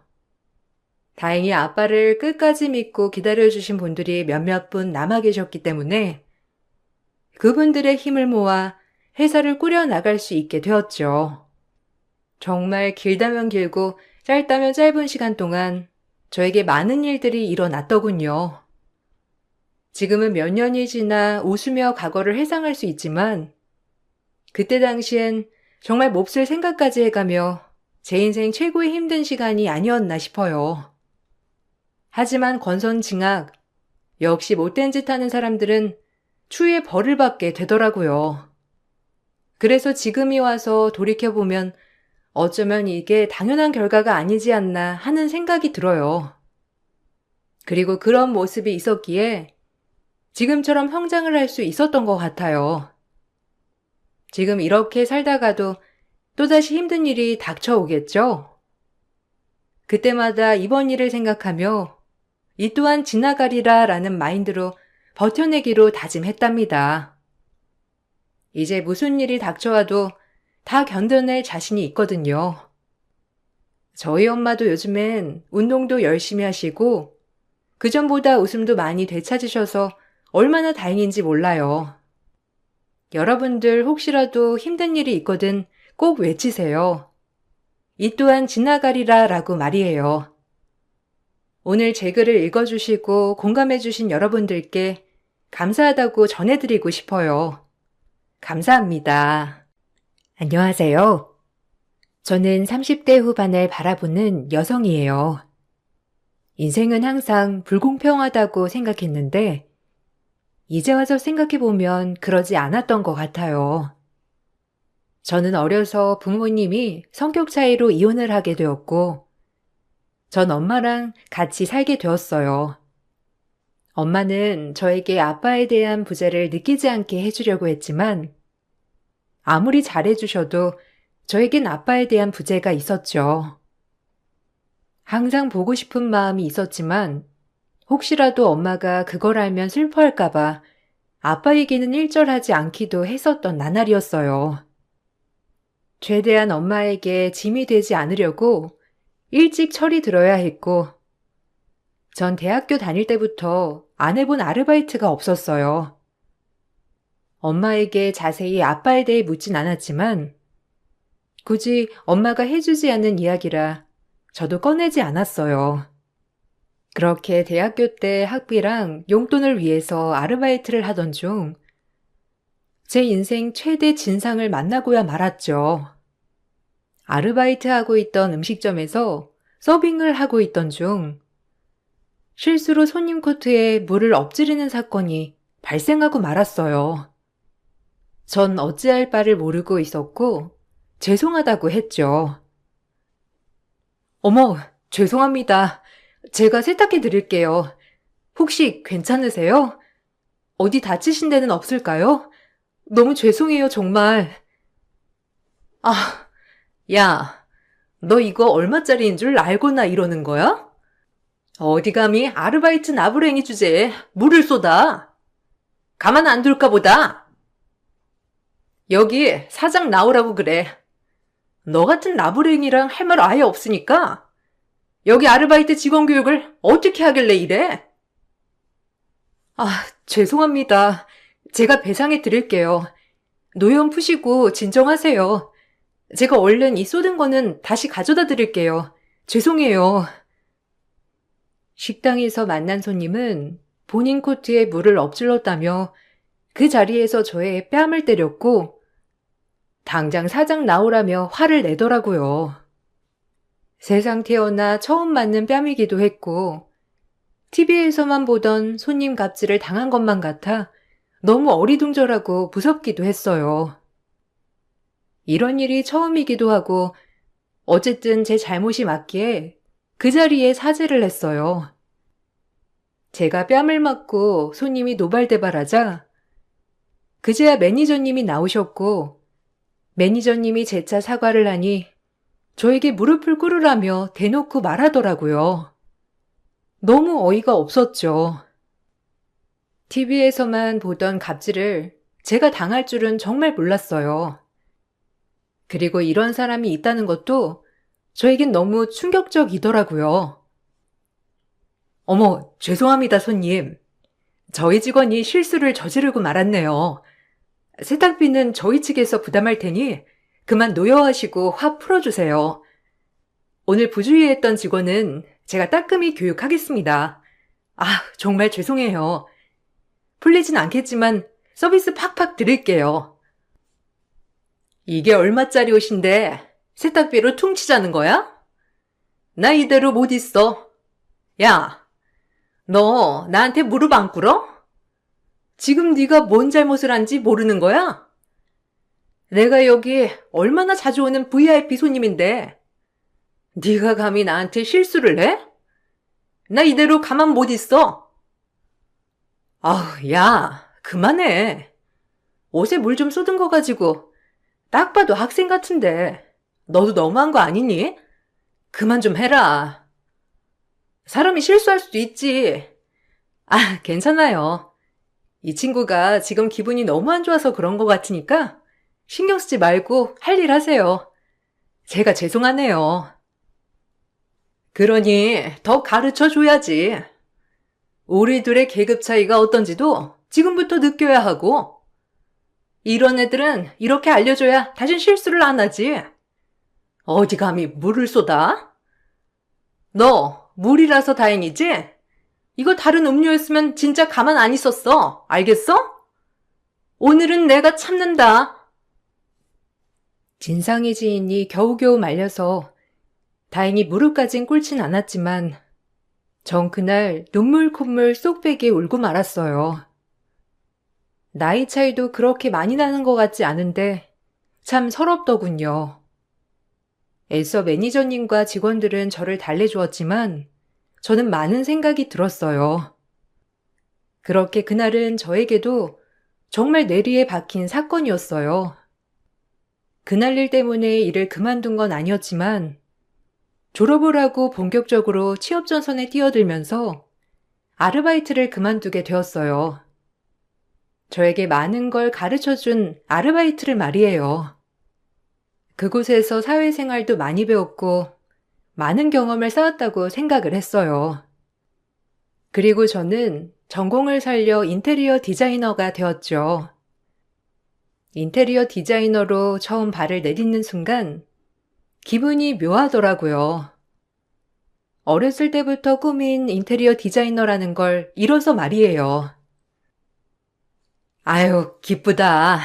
우리 딸이 그래도 이렇게 좋은 회사에 취직도 하고 꿈도 이루고 엄마가 해준 것도 없는데 너무 잘 자란 것 같아. 아니야. 엄마 혼자 몸으로 나 키우는 게 얼마나 힘들었겠어. 이제 나 경제적으로도 그렇고 여유 많이 생길 거니까 엄마도 한시름 놓아요. 알겠지? 그동안 나 키우는 거 너무 고생했어. 고마워요. 이제 내가 다 보답할게요. 그러니까 걱정 푹 놓아. 너한텐 항상 미안하지. 엄마는 죄인이야. 그래도 너무 이렇게 잘 커줘서 고마워. 이제 엄마 걱정 다 덜었다, 정말.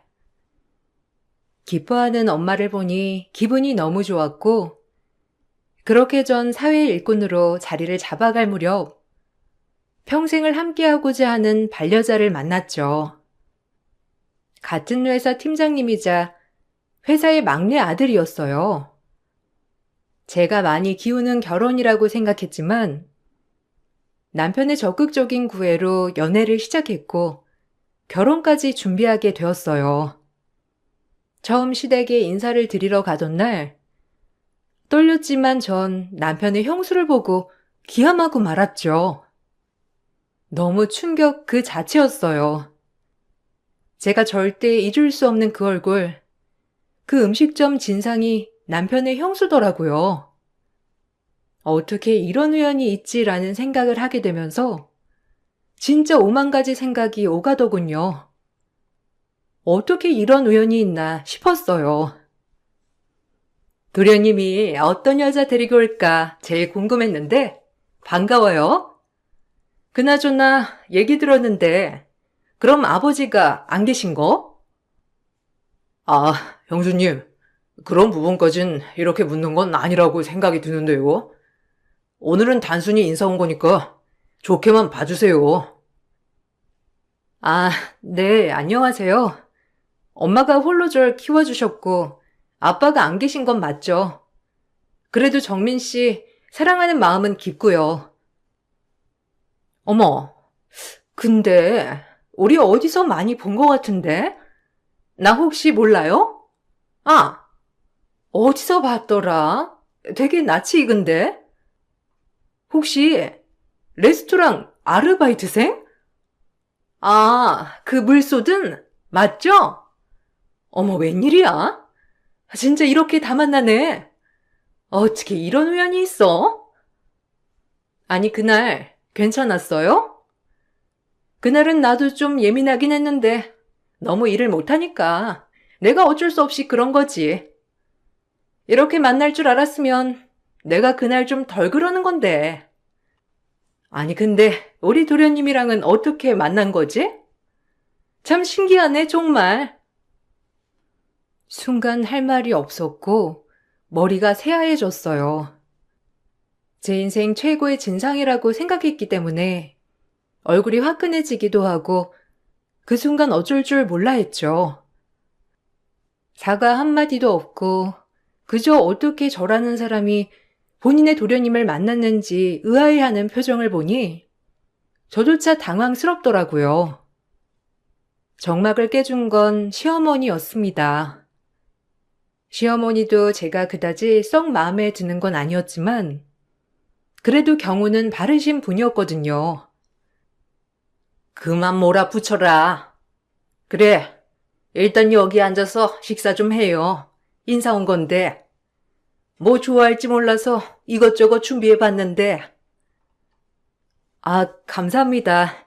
맛있게 먹을게요. 너무 먹을 게 많아서 뭐부터 먹어야 할지 모르겠어요. 너무 감사합니다. 이렇게 차려주셔서. 뭐 딱 봐도 알겠지만 우리 집은 이렇게 살아요. 그리고 여유도 있고요. 우리 아들 좋은 대학 나오고 솔직히 말해서 눈에 차지 않는 며느리는 맞지만 그래도 아들 눈에 눈물 빼고 싶지 않고 이왕 좋은 게 좋은 거니 허락하는 거예요. 알겠죠? 에이, 엄마도. 엄마 그런 거 따지는 사람 아니잖아. 미녀, 이런 말 너무 귀담아 듣지 마. 우리 엄마가 괜히 그런다니까. 어머님이 진짜 많이 양보하신 거야. 그러니까 동서는 땡 잡은 거라고 할 수 있지. 어디 이런 집에 시집을 오겠어? 시어머니는 저에게 대놓고 남편과 많이 차이가 나는 결혼이라고 얘기를 하시며 그럼에도 불구하고 허락을 할 거라고 말씀을 하셨어요. 면전에 대고 당황했지만 솔직히 그렇게 기분 나쁘진 않았어요. 오직 제 머릿속엔 저 진상이랑 가족이 된다고? 라는 마음이 자리 잡고 있었기 때문에 솔직히 귀에 잘 들어오지 않았거든요. 그렇게 밥이 입으로 넘어가는지 코로 넘어가는지 모르겠더군요. 식사를 마치고 과일을 먹는데도 형님들 사람은 그날 있었던 일을 얘기하며 저를 난감하게 했어요. 본인이 했던 행동들은 절대 잘못이 아니라고 생각하는 것 같았고 그 정도로 상식이 좀 특이한 사람 같았습니다. 그런 행동들이 정당하다고 생각하는 사람 같았거든요. 그 모습을 보니 어이도 없고 제정신은 아니구나 싶은 생각이 들었죠. 아니, 우리 진짜 인연 같지 않아? 뭐 나이도 나보다 어리니까 말 편하게 할게. 아니, 나 진짜 그렇게 일 못하는 아르바이트생은 처음 봤거든. 근데 그 아르바이트생이 우리 도련님의 짝꿍이었다니. 나 진짜 너무 신기해서 그래. 그날 혼나진 않았고? 아, 네, 뭐 딱히요. 레스토랑에서도 오히려 저를 많이 위로해 주던데요. 실수는 누구나 할 수 있는 거니까요. 안 그런가요? 실수? 아, 뭐 두 분이 안면이 먼저 있었나 봐요. 신기하다. 이것도 인연이라고. 그 전에 그렇게 안면이 있었다는 게 진짜 신기해요. 안면이 아니고 내가 레스토랑에서 한참 서빙할 때 형님 옷에 물을 좀 흘렸거든. 그날 그렇게 부딪히게 된 거야. 그 옷이 좀 비싼 옷이었는 줄 알아? 아마 동서는 죽었다 깨나도 그 옷은 절대 못 입을걸? 그래도 이렇게 될 줄 알았다면 내가 그날 좀 덜 그래한 건데 어쨌든 참 신기하다 정말. 그리고 도련님이 데리고 올 사람이 서민일 줄이야. 우리 도련님 소탈한 건 알아줘야 한다니까. 뭐 자기는 진짜 땡 잡았다. 자기가 이런 집에 시집 오는 게 엄청 큰일 아닌가? 형수님, 말 조심 좀 해주세요. 지금 세상에 서민이고 그런 게 어디 있나요? 미니 기분 헤아려 주셨으면 좋겠어요. 말 조심 좀. 어머, 도련님 기분 나쁘셨구나. 알겠어요. 말 조심할게요. 그냥 저는 너무 신기해서 그러죠. 뭐 기분 나빴다면 쏘리? 형님의 무례한 언행이 지속되었어요. 남편도 난감해했고 저조차도 불쾌했죠. 그렇게 저녁 만남은 끝이 났고 시어머니 될 분보다 손이 동서 자리 때문에 결혼을 망설이게 되더라고요. 그래도 각종 행사마다 부딪힐 텐데 앞으로 저 모습을 보면 얼마나 속이 뒤집어질까라는 마음이 들었어요. 그리고 제 인생에서 가장 큰 상처를 줬던 사람에게 제대로 된 사과도 받지 못했기 때문에 더욱더 찝찝했죠. 제가 이러지도 저러지도 못하고 있을 때 남편은 계속해서 저에게 결혼을 어필하였어요. 그래도 난 너랑 결혼하고 싶어. 뭐 얘기 들어보니 형수님이랑 그렇게 유쾌한 첫 만남은 아니었던 것 같은데. 그래도 너랑 나랑 같이 살 거고, 우리 엄마도 차가운데 그래도 모진 분은 아니셔. 내가 장모님한테도 정말 잘할게. 결혼하자.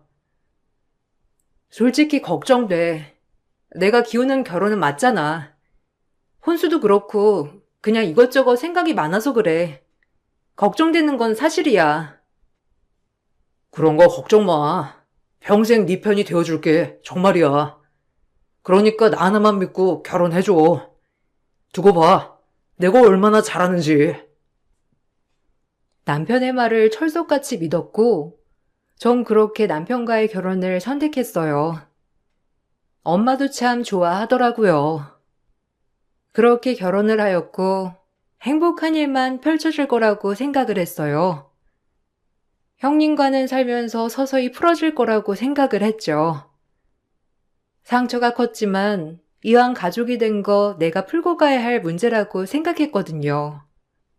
그렇게 신혼여행을 다녀온 첫날, 시댁에 인사드리러 들렸던 곳에서 형님은 더 최악이었죠. 어머님, 이런 이바지 음식 좀 보세요. 너무 좀 천박하지 않나요? 동서, 몰라도 너무 모른다. 이런 거 내가 가르쳐 줘야 하나? 여기 동서네처럼 이렇게 보내는 건 너무 천박한 거야. 우리가 동서네랑 같은 급도 아니고 정말 몰라도 너무 몰라. 형님, 말씀이 심하시네요. 저희 엄마가 정성 들여 준비해 주신 이바지인데 그래도 그렇게 표현하는 건 아니지 않나요? 어머, 이런 건 배워야지. 어디 손아래 동서가 눈을 부라리면서 대들어? 동서, 아직도 나한테 억한 심정 있어? 그게 아니라 형님이 무조건적으로 제가 해온 이바지 음식을 깔고 뭉개시니까 하는 말이에요. 너무하신 거 아닌가요? 아유, 그만들 해라. 작은 애도 배울 건 배우고 큰애도 너무 그렇게 몰아붙이지 마. 뭐 이게 어떻다고? 그만들 해. 시끄럽다. 어머님은 그래도 형님 편은 들어주지 않았어요. 형님은 사사건건 저를 못마땅하게 여겼고 저와 본인과는 차원이 다른 사람이라는 것을 계속해서 어필했죠. 그로 인해 형님과는 사사건건 부딪히게 되었고 저 역시도 무작정 형님에게 저 자세로 들어가지 않겠다고 다짐을 했던 상태였기 때문에 더더욱 부딪혔어요. 그렇게 전 시어머니 살이보다 형님의 시댁살이가 시작이 되었어요. 다른 건 다 참을 수 있어도 무작정 저에게 서민이라고 하며 저를 무시하는 것은 절대 못 보겠더라고요. 아니 동서, 이거 우리 집 행사야. 이제 동서가 챙겨야 하지 않겠어? 나도 일하느라 바쁘거든. 그나마 동서가 하는 일이 나보다 없으니까 이제 동서가 이런 거 다 챙겼으면 해. 아무래도 도우미 아주머니도 있으니까 힘든 건 없을 거니까 그래서 오늘 보자고 한 거야. 따로 할 말이 있어서가 아니라 이런 건 손이 똥서인 내가 딱딱 짚어서 알려줘야지. 아, 형님, 이 많은 걸 저 혼자요? 형님이 하시겠다고 하면 당연히 같이 하죠. 그런데 이걸 제가 어떻게 혼자... 그리고 그럼 형님은 아예 손 떼시겠다는 건가요? 저도 일하는데 너무하세요, 정말. 어머님도 안 시키는 걸 형님이 그러는 건 아닌 것 같아요. 뭐라고? 지금 나한테 말대꾸 하는 거야? 이래서 본데 없이 자란 애는 안 된다니까. 어디 나한테 말대꾸야? 그리고 어머님이 나한테 이런 거 난 주신 거 몰라? 내가 하라면 해. 이 집에서 쫓겨나고 싶지 않으면. 하여튼 첫인상부터 마음에 안 들더라니. 저야말로 형님 첫인상 안 좋았어요. 요즘 세상이 어떤 세상인데 갑질을 하고. 여하튼 전 이거 혼자 다 못해요. 제가 집에서 노는 사람도 아니고 이런 건 며느리들끼리 같이 의논하고 같이 해야 한다고 생각해요. 제 의견은 여기까지입니다. 저거 내가 한번 손봐줘야지 진짜. 아주 주제도 모르고 날뛰네. 없이 살았던 주제에 감히 날 이겨먹으러 들어?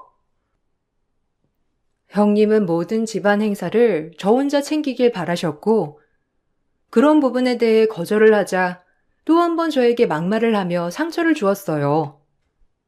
저 역시 형님에게 그런 소리를 가만히 듣고만 있을 수 없어 제가 하고 싶은 말을 다 내뱉었고 그러자 형님은 길길이 날뛰더라고요. 본인 발끝도 못 미친다고 생각하는 제가 형님에게 그런 소리를 하니 형님은 아주 화가 나 견딜 수가 없었던 것이죠. 그래, 너 잘 나왔다 이거지? 없이 사는 주제에 자존심만 강해가지고. 감히 나한테 대들어? 네가 그러고도 이 집에서 편할 줄 알지? 너 내가 찍었어. 알겠니? 앞으로 시댁살이 고단할 줄 알아. 없이 살아도 최대한 대우해주려 했더니 너 같은 앤 확실히 밟아놔야 해. 근본부터 차이 나는데 내가 미쳤지. 너를 상대할 생각을 하다니. 너 두고 봐. 내가 어떻게 하나. 알겠니? 구질구질한 것. 뭐? 구질? 당신이야말로 말 조심해. 어디다 대고 구질구질하다고 난리야? 이런 모습만 보면 당신이 더 못 배워먹은 것 같은데? 뭐라고? 너 지금 당신이라고 했어? 그래, 레스토랑에서부터 알아봤다 이거야. 구질구질하게 아르바이트나 하고 사는 주제에. 아르바이트가 뭐 어때서? 남한테 아쉬운 소리 안 하고 내가 당당하게 벌어서 쓴다는데 누가 말려? 너 머리통이 어떻게 된 거 아니니?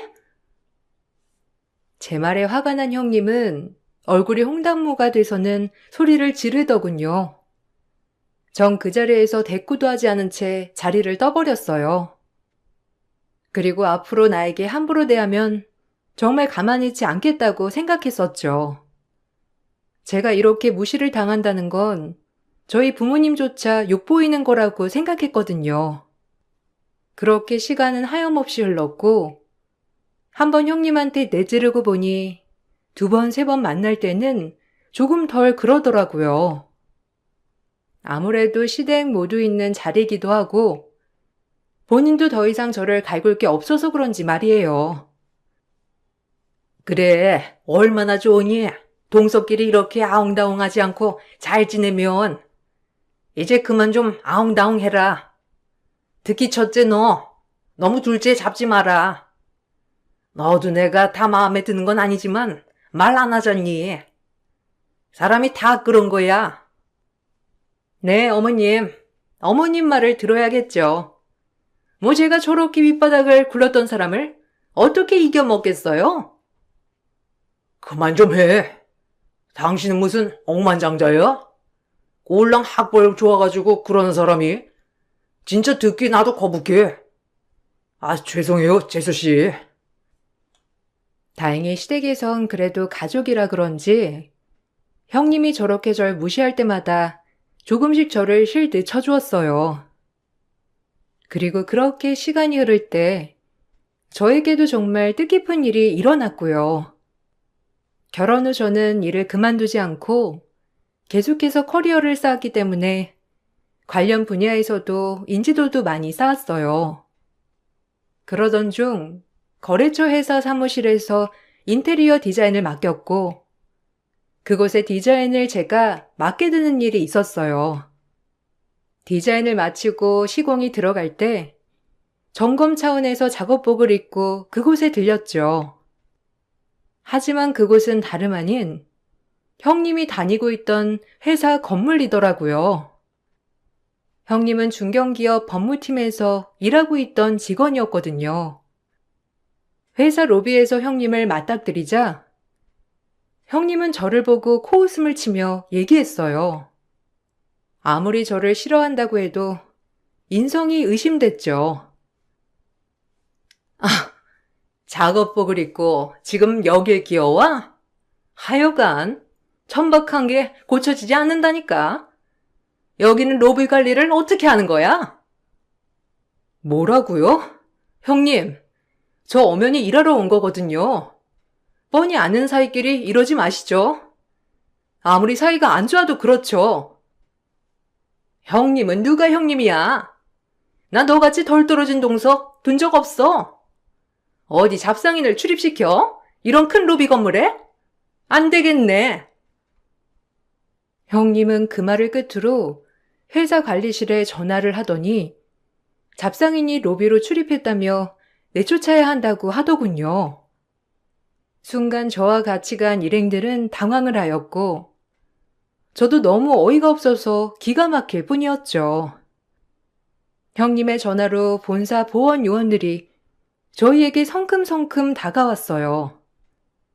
그리곤 제가 입고 있던 작업복을 쳐다보고 제 작업복에 새긴 함자를 물어보아서 전 바로 대답했어요. 일단 출동은 하긴 했는데 혹시 조끼에 새겨진 함자와는 어찌 됩니까? 저희 회장님 성함이 왜 거기 조끼에? 여기 조끼에 새긴 함자에 딸내미 되시옵시다. 그건 몰랐지? 당신 지금 큰 실수한 거야. 알아? 수준은 네가 떨어져. 여기 이분 좀 내쫓아 주실래요? 일을 진행하려면 좀 방해받지 않고 싶은데 어이가 없어서야 원. 당신 이제 끝이야. 제 말이 끝나자 본사 요원들은 형님을 내쫓기 시작했고 형님은 이게 무슨 일이냐며 엄청 화를 내었죠. 그리곤 절대 끌려나갈 수 없다며 저에게 소리소리를 지르는데 아직도 사태 파악이 되지 않고 있던 거였어요. 사실 결혼 후 꾸준히 일을 하면서 우연히 아빠와 소식이 닿았어요. 젊어서 엄마와 이혼 후 한 번도 저를 찾지 않았던 아빠는 저를 찾지 않았던 것이 아니라 본인의 능력이 너무 없어서 찾지 못했던 거라고 하더라고요. 그때 당시 외할아버지의 반대가 심해서 이혼을 하게 된 거였고요. 그렇게 모든 고생을 하며 지금은 회사 하나를 거뜬히 운영하는 회장이 되었고 엄마를 통해 아빠가 저를 찾는다고 처음으로 들었어요. 저도 늘 마음속으로 그리워했던 아빠이기에 만났고 그날 저희는 굉장히 많은 회포를 풀었죠.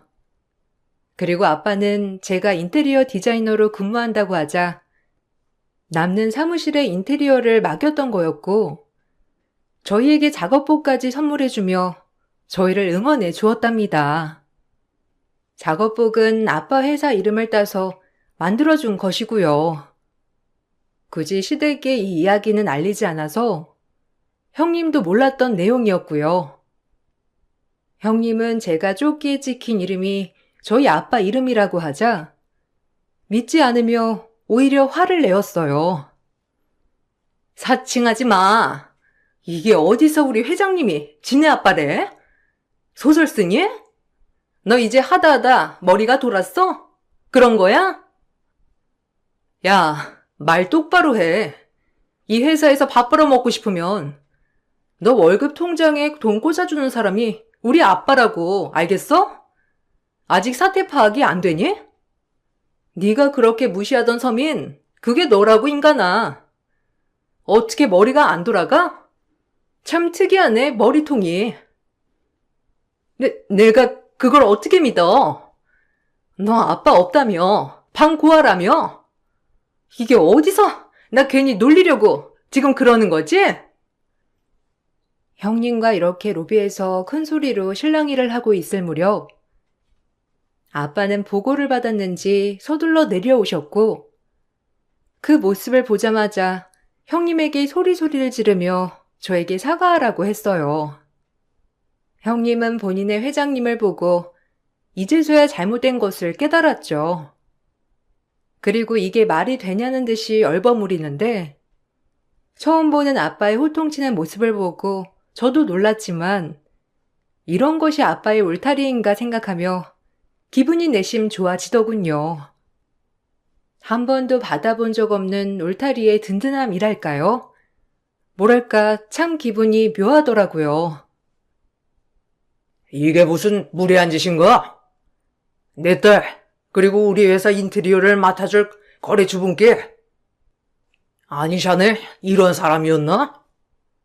위에서 보고받기론 유능하다고 들었는데 아주 경우도 없고 인간 말종이구먼. 내 딸한테 당장 사과하지 못해? 이게 어디서? 회장님, 아니 어떻게 이게 가능한 일인가요? 아니 동서는 분명히 어머님만 계시다고 알고 있는데 어떻게... 내가 그동안 못나서 딸 앞에 나서지 못했다가 최근에 찾은 내 딸이야. 근데 감히 네가 우리 딸을 업신여겨? 네가 감히? 당장 무릎 꿇고 내 딸한테 사과해. 네가 함부로 해야 할 사람이 아니라고. 앞뒤 분간 못하고 감히 천지처럼 행동하다니. 죄송합니다. 용서해 주세요. 따님인 줄 몰랐어요. 아니, 동서도 말을 했어야지. 이게 뭐야? 내가 이런 실례까지 저지르게 하고. 넌 인간이 오로지 계급으로만 나뉜다고 생각하지? 너도 똑같이 당해봐. 이젠 넌 나한테 개미만도 못한 존재니까. 동서, 용서해줘. 회장님 앞에서 자꾸 이러면 내가 뭐가 돼, 응? 우리 가족이잖아. 시댁에서 얼굴 어떻게 보려고. 회장님, 오해하지 마세요. 동서랑 저랑은 가족이거든요. 가족끼리 조금 오해가 있어서 잠깐 말다툼하고 있던 거랍니다. 정신 나갔네. 아빠, 이 사람이 저 결혼 전부터 계속 업신여기고 갑질했어요. 제 마음에 생채기가 난 건 모두 다 이 사람 때문이에요. 저한테 처음으로 납작 엎드리는 형님을 보니 웃음이 쏟아져 나왔어요. 인간이란 동물이 이렇게 비굴했나라는 생각이 들고 정말 이 사람은 오로지 돈밖에 모르는구나. 그저 계급으로만 사람의 가치를 판단하는구나라고 생각이 들어 더욱 화가 났죠. 전 그 자리에서 웃기지 말라며 호통을 쳐댔고 아빠는 그런 모습을 보며 얼굴을 찌푸리셨답니다. 어쩜 그러냐고 말이죠. 이제 와서 처음으로 나한테 사과하네? 당신 나 처음 만났던 레스토랑 기억해? 옷에 물 좀 쏟았다고 사람을 아주 경멸하듯. 나보고 꿇으라고 했지? 너나 꿇어봐 어디 한번. 결혼해서도 그놈의 서민 타령. 너도 서민 아니면 뭔데? 이제서야 후회해? 아니 동서, 그건 내가 동서 사정을 몰랐을 때잖아. 그러니까 그냥 눈 감고 잊어줘. 그날 일은 다 잊은 거 아니었어? 못 잊었어. 지금도 나 잡상인 취급하며 내쫓으려 했잖아. 네 업보야. 나 너 용서 안 해. 그리고 가족으로 엮지 마. 불쾌하니까. 우리가 가족이 아니면 뭔데? 회장님 오해하시게 자꾸 왜 그래, 동서? 내가 잠깐 화가 나서 그런 거 알잖아. 그니까 제발 좋게 넘어 좀 가자. 제가 이렇게 얘기하자 형님은 그제야 저에게 무릎을 꿇고 애원을 하더라고요. 회사 로비에선 형님과 저를 보며 수근수근거렸고 형님은 그제야 주변 시선이 의식이 됐는지 아무 말도 안 하다가 일어나더니 순간 수치스러웠는지 쏜살같이 도망을 갔어요. 그리고 저희 아빤 저를 위로해 주셨는데 아무래도 본인 때문에 제가 이런 일을 겪었다고 생각하셨거든요. 본사 직원들은 그 모습을 사진을 찍는 듯 했고 아무래도 회사 인트라넷에 형님 얼굴이 대문짝만하게 나가 있겠다 생각했어요. 미안하다.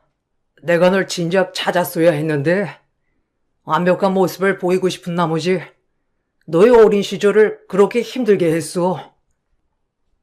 아니에요. 그래도 아빠가 날 버리지 않고 평생 가슴속에 새겼다는 게 중요하지. 난 평생 아빠가 날 안 찾을 줄 알았어요. 이제 그동안 못해줬던 거 다 해줄 거니까 걱정 마라. 너 힘들었던 세월 다 보상해 줄게. 그러니 기죽지 마. 진작 찾았어야 했는데 내가 너무 가난하기도 했고 그 서러움을 아니까 정말 너한테 떳떳하게 나타나고 싶었다. 이해해 주렴. 아빠는 절 꼭 안아주셨고 집에와 형님은 또 한 번 저에게 전화로 사정사정 하더라고요. 하지만 전 도저히 받아들여지지 않았어요. 뻔히 알면서 잡상인으로 신고한 것부터 절 얼마나 무시했으면 그럴까 하는 생각이 가장 많이 들었거든요. 형님은 제가 더 이상의 사과를 받아들여주지 않자 용서받길 포기했는지 전화를 끊더군요. 그리고 형님은 다음날 해고가 되었습니다. 사실상 해고는 아니고 법무팀에서 관리팀으로 이적이 되었고 관리팀은 거의 지하에 물류창고 옆에 딸린 층이었거든요. 형님에게 나가라는 거였죠. 형님은 결국 회사를 그만두었고 시댁에서도 이번 사건을 아시고 아주버님이 아주 노발대발하시며 혀를 차셨어요.